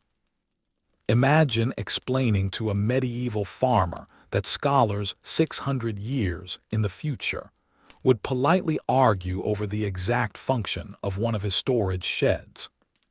He might simply shrug. It kept things dry. Sometimes the simplest explanation is perfectly adequate. Modern technology continues adding fresh chapters to the story. Ground-penetrating radar allows researchers to examine buried features without digging. Laser surveys create astonishingly detailed maps of the landscape. Computer models reconstruct buildings based upon archaeological evidence. Each advance reveals another layer of understanding. Yet no amount of technology replaces careful observation. The Earth still rewards patience more generously than haste. Visitors walking through Wharram Percy today often remark that they unexpectedly lose track of time. Perhaps it is the open countryside. Perhaps the absence of traffic. Perhaps the quiet realization that almost every visible feature carries centuries of history beneath it. The landscape encourages slow walking, slow thinking. There is very little reason to hurry.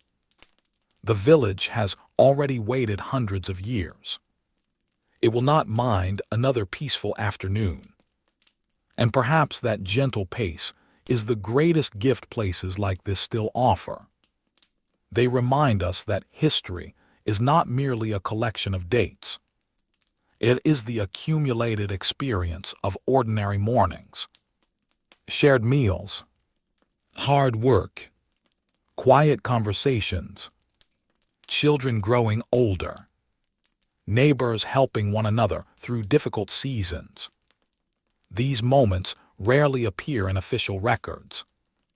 Yet together they formed the foundation of every kingdom, every nation, and every civilization that followed.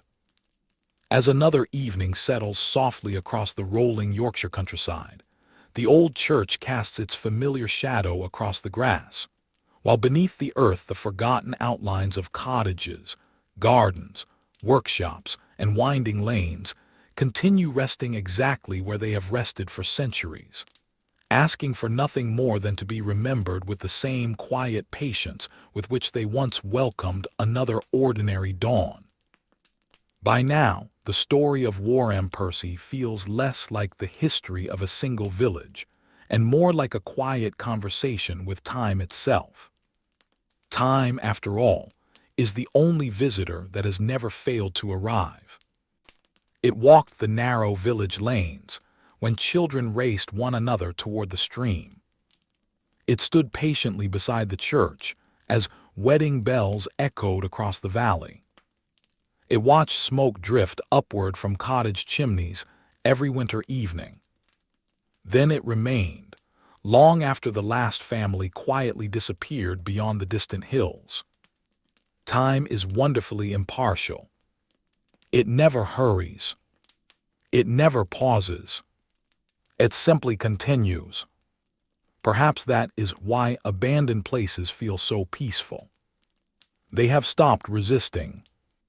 The hurried concerns of daily life have faded away, leaving only the landscape and the slow rhythm of passing seasons.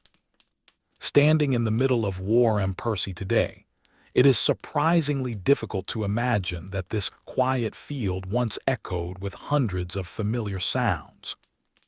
The steady ringing of the blacksmith's hammer, the creaking of wooden wagon wheels, children calling to one another across the village green, dogs enthusiastically announcing the arrival of absolutely everyone, geese expressing opinions that nobody had requested, and somewhere nearby, a rooster convinced that the sun itself depended entirely upon his daily announcement. Confidence has never been in short supply among roosters. Morning after morning, those sounds blended together into something so ordinary that nobody living there would have thought twice about them. Ordinary life rarely notices itself. It simply unfolds. Breakfast prepared over an open fire. Animals fed before sunrise. Fields waiting patiently beyond the last cottage. Hands already busy before the dew had disappeared from the grass. The rhythm repeated itself so faithfully that years slipped quietly into decades. Perhaps that steady routine created its own kind of comfort. The world beyond the village certainly changed. Kings died. Queens married. Wars began and ended. Merchants opened new trade routes. Storms crossed the sea. Yet for the people working those fields, each sunrise still asked the same simple questions. Is the wheat growing well? Will there be enough hay for winter? Has anyone seen the missing sheep? The missing sheep, incidentally, almost certainly knew exactly where it was. It simply preferred not to share that information. Historians often describe medieval villages as self-contained communities. That is largely true. Most daily needs could be met locally. Food came from surrounding fields. Timber arrived from nearby woodland. Stone came from local quarries whenever possible. Water flowed from springs or streams. Even clothing often began with sheep grazing just beyond the village boundary. The distance between raw materials and finished products was remarkably short. Today, a single shirt may involve cotton grown on one continent, woven on another, stitched together somewhere else, and sold thousands of miles away. A villager in Wharram Percy would likely have found that chain of events astonishing. Not impossible. simply exhausting. Why travel halfway around the world when the sheep were already standing in the next field? It is a surprisingly practical question, one that the sheep probably appreciated, although perhaps not during shearing season. Life also followed the church calendar as much as the natural one. Saints' days interrupted ordinary work. Religious festivals brought opportunities for celebration. The village gathered not only for worship, but also for companionship. The church was more than a building. It was a meeting place, a landmark, a keeper of shared memory. When babies were baptized, the entire community welcomed new life. When weddings took place, neighbors celebrated together. When funerals were held, everyone walked the familiar path to the churchyard. The same building quietly witnessed every beginning and every farewell. Few structures experience so much of human life while saying so little themselves. Perhaps that explains why old churches often feel different from other historic buildings. They were never merely constructed. They gradually accumulated generations, one memory at a time. The excavations at Wharram Percy have uncovered evidence from nearly every stage of that long relationship. Burials spanning centuries, alterations to the church itself, repairs, expansions, small changes reflecting the needs of each generation. Nothing remained entirely fixed. Even tradition quietly adapted whenever necessary. That balance between continuity and change seems to define much of human history. We inherit, we modify, then we pass things forward again, rarely exactly as we received them. One fascinating aspect of medieval village life involved the pace at which news traveled. A royal proclamation might require days or weeks to reach remote communities. Important events spread from town to town through travelers, merchants, priests, and wandering craftsmen. By the time information finally arrived, it had often collected several interesting embellishments. Not intentional ones, simply human ones. Stories have always enjoyed improving themselves during long journeys. Someone remembered a detail incorrectly. Someone misunderstood another. Someone added a little confidence where certainty had been lacking. By the time the news reached the village, it may have become considerably more entertaining than accurate. Human communication has always possessed remarkable creativity. The people of Wharram Percy likely accepted that uncertainty with quiet practicality. Unless a distant event immediately affected taxes, harvests, or local security, everyday life continued much as before. The cows still required milking. The grain still required harvesting. Children still required reminding not to chase the chickens. Some responsibility simply refused to acknowledge international affairs. Centuries later, researchers continue uncovering tiny details that deepen our understanding of those ordinary lives. Microscopic traces of plants reveal what people grew in their gardens. Animal remains help estimate livestock management. Fragments of imported pottery hint at modest trade connections, reaching farther than anyone once imagined. Piece by piece, the village becomes clearer. Not because one extraordinary discovery changed everything, but because thousands of ordinary discoveries quietly accumulated. That may be the most fitting way to understand Wharram Percy. Its story was never built around one dramatic event. It was built around countless ordinary moments. Meals shared, Tools repaired, seeds planted, children raised, neighbors greeted along familiar footpaths. Then, just as quietly, those moments came to an end, not in a single unforgettable night, but through the slow passage of years, until the village itself seemed to dissolve into the surrounding hills, leaving behind only the patient earth, the enduring church, and the timeless rhythm of the wind moving softly across the grass where a forgotten community once called home. Eventually, the forgotten village began welcoming visitors once again. Not new residents, not merchants arriving with wagons, not farmers leading teams of oxen across the fields. Instead, it welcomed quiet observers carrying notebooks, cameras, measuring tapes, and an almost endless supply of curiosity. They came searching for answers. The village, having waited patiently for centuries, seemed in no particular hurry to provide them. Archaeology has often been described as a conversation with people who can no longer speak. It is an unusually slow conversation. A broken roof tile becomes one sentence. A fragment of pottery becomes another. A discarded iron nail contributes a single word. Years of careful work eventually form paragraphs, sometimes entire chapters.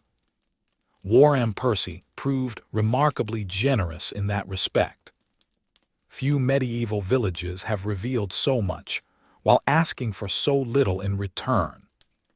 The excavations became famous not because they uncovered unimaginable treasure, but because they uncovered everyday life.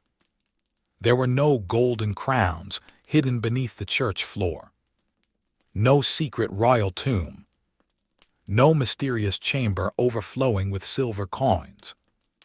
Adventure novels occasionally find that disappointing. Historians generally do not. A cracked cooking pot often tells a far richer story than a jeweled crown. After all, thousands of people used cooking pots. Only one person wore the crown. Ordinary objects possess extraordinary honesty. A spoon does not exaggerate. A shoe does not invent legends.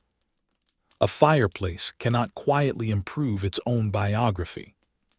They simply remain where history left them, patient, reliable, entirely unconcerned with fame. Visitors walking through the village today sometimes notice how little has been rebuilt. That decision is entirely deliberate. Rather than reconstructing every cottage, archaeologists chose to preserve much of the landscape exactly as it was found. The earthworks remain visible. The church still overlooks the valley. The outlines of streets quietly emerge beneath changing sunlight. In many ways, imagination performs the final stage of the reconstruction. One person pictures children running across the village green. Another imagines smoke drifting from cottage roofs on a cold winter morning. Someone else wonders what conversations once echoed through the churchyard after Sunday services. Every visitor contributes something slightly different. History welcomes all of them. One particularly peaceful moment arrives during the evening. As daylight begins fading, long shadows stretch gently across the old foundations. The ridges and hollows become easier to see. Features hidden during the brightness of midday quietly reveal themselves. It is almost as though the village enjoys twilight. Not because anything mysterious happens. Quite the opposite. The fading light simply allows the landscape to speak a little more clearly. There is a lesson hidden there. Some things only become visible after we slow down. Modern life rarely encourages that. We hurry from one place to another, one conversation to the next, One notification follows another before the previous one has quite finished. Wharram Percy offers an entirely different rhythm. Nothing demands immediate attention. No one expects quick answers. The village has already waited hundreds of years. It can comfortably wait another afternoon. Perhaps that is one reason people continue returning. Not merely to learn history, but to experience stillness. There are surprisingly few places where silence feels welcoming rather than empty. This is one of them. The old church remains the quiet heart of that experience. Its weathered stone walls have watched seasons arrive with unwavering consistency. Spring carpets the surrounding fields with fresh green. Summer fills the valley with birdsong. Autumn paints the hedgerows in muted shades of gold and amber. Winter strips the trees bare, leaving the church standing against pale skies exactly as it has done for centuries. The building asks for nothing. It simply remains. Stone often teaches patience better than books. Researchers continue studying the site because new techniques constantly reveal details that earlier generations could not detect. Tiny traces of pollen identify long-forgotten plants. Chemical analysis reveals ancient farming practices. Digital mapping recreates subtle features almost invisible to the naked eye. Technology changes. The questions remain remarkably familiar. Who lived here? How did they spend their days? What hopes carried them through difficult winters? Why did they finally leave? Not every answer can be discovered. And strangely enough, that uncertainty makes the story more human. Every family leaves behind forgotten details. Every generation loses small pieces of memory. Complete certainty belongs mostly to fiction. History is usually content with thoughtful probability. Perhaps somewhere beneath the grass still rests a small wooden toy that has not yet been found. Perhaps another cooking pot remains hidden beneath centuries of soil. Perhaps a lost key still lies exactly where someone dropped it on an ordinary afternoon more than 600 years ago. The owner may have searched everywhere, growing increasingly frustrated, checking pockets, looking beneath benches, asking neighbors if anyone had seen it, eventually giving up and making another key, little realizing that future archaeologists might someday wonder how it ended up there. History has an amusing habit of preserving life's smallest inconveniences. One cannot help but smile at the thought. The people of Wharram Percy could never have imagined that complete strangers from distant centuries would one day walk respectfully through the place they simply called home. They could not have imagined cameras, or satellite imagery, or careful scientific reports. They certainly could not have imagined listeners around the world settling beneath warm blankets before bedtime to hear the story of their quiet village. History often creates the most unexpected audiences. In many ways, that seems like a fitting ending for a place that was forgotten for so long. Not forgotten forever. Simply waiting. Waiting for someone to pause, to look a little more carefully, to notice that beneath the peaceful hills rests the memory of ordinary people whose lives quietly shaped the world around them without ever expecting recognition. And perhaps that is enough, not fame, not monuments, simply remembrance, a gentle acknowledgement that they were here. They lived, they worked, they loved their families, they worried about the weather, They repaired broken fences. They planted seeds for springs they might never personally see. Then, one generation after another, they stepped gently into history, leaving behind a village that continues to whisper its story to anyone willing to slow their footsteps, listen to the wind across the old Yorkshire hillside, and remember that even the quietest places can hold the longest memories.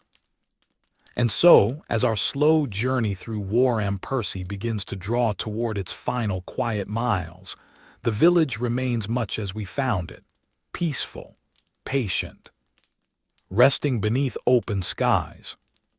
The grass still bends with the wind. The church still watches over the hillside.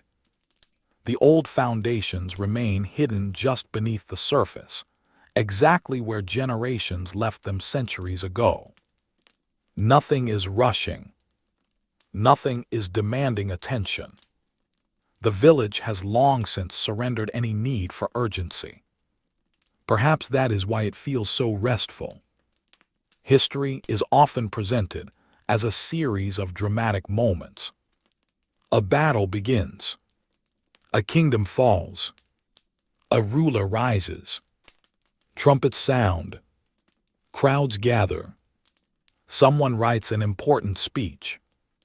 Yet most human lives unfold far away from such events. Most people spend their days doing something much simpler. Preparing meals. Repairing clothing. Looking after children. Walking familiar roads. Sharing conversations that seem ordinary at the time. The people of Wharram Percy lived exactly that kind of life. And because of that, their story feels strangely familiar even after hundreds of years. The tools have changed. The houses have changed. The roads have changed. Human nature has not changed nearly as much as we sometimes imagine. Parents still worry about their children. Neighbors still exchange news. People still hope next year will be slightly better than this one. Someone is always trying to fix something. Someone is always misplacing something. Someone is always convinced they know a shortcut. And occasionally, against all available evidence, they are even correct. Across the centuries, the villagers have become anonymous. Their names faded long ago. The exact sound of their voices disappeared with them. Yet their lives remain visible in smaller ways. A worn path through the fields. A fragment of pottery. A repaired wall. A buried foundation. Tiny fingerprints pressed into history. Not large enough to attract attention during their own time. Large enough to survive. There is a comforting thought hidden in that. Few people leave behind statues. Even fewer leave behind kingdoms. But almost everyone leaves traces. A garden planted. A skill taught to a child. A kindness remembered by a neighbor. A story passed forward. The people of Wharram Percy left those things behind as well. Perhaps that is why the village never truly vanished. Its buildings disappeared. Its community scattered. Its streets faded beneath the grass. Yet the lives lived there continue, echoing through the evidence they left behind. Archaeologists uncovered fragments. Historians assembled patterns. The landscape preserved memories. Together they allowed the village to speak again, quietly, patiently, without ever raising its voice. If we could somehow spend one final evening there during its last years, the scene would probably appear remarkably ordinary. A few lights glowing through cottage windows. Smoke drifting upward into the cooling air. Someone finishing the day's work. A dog settling beside the fire.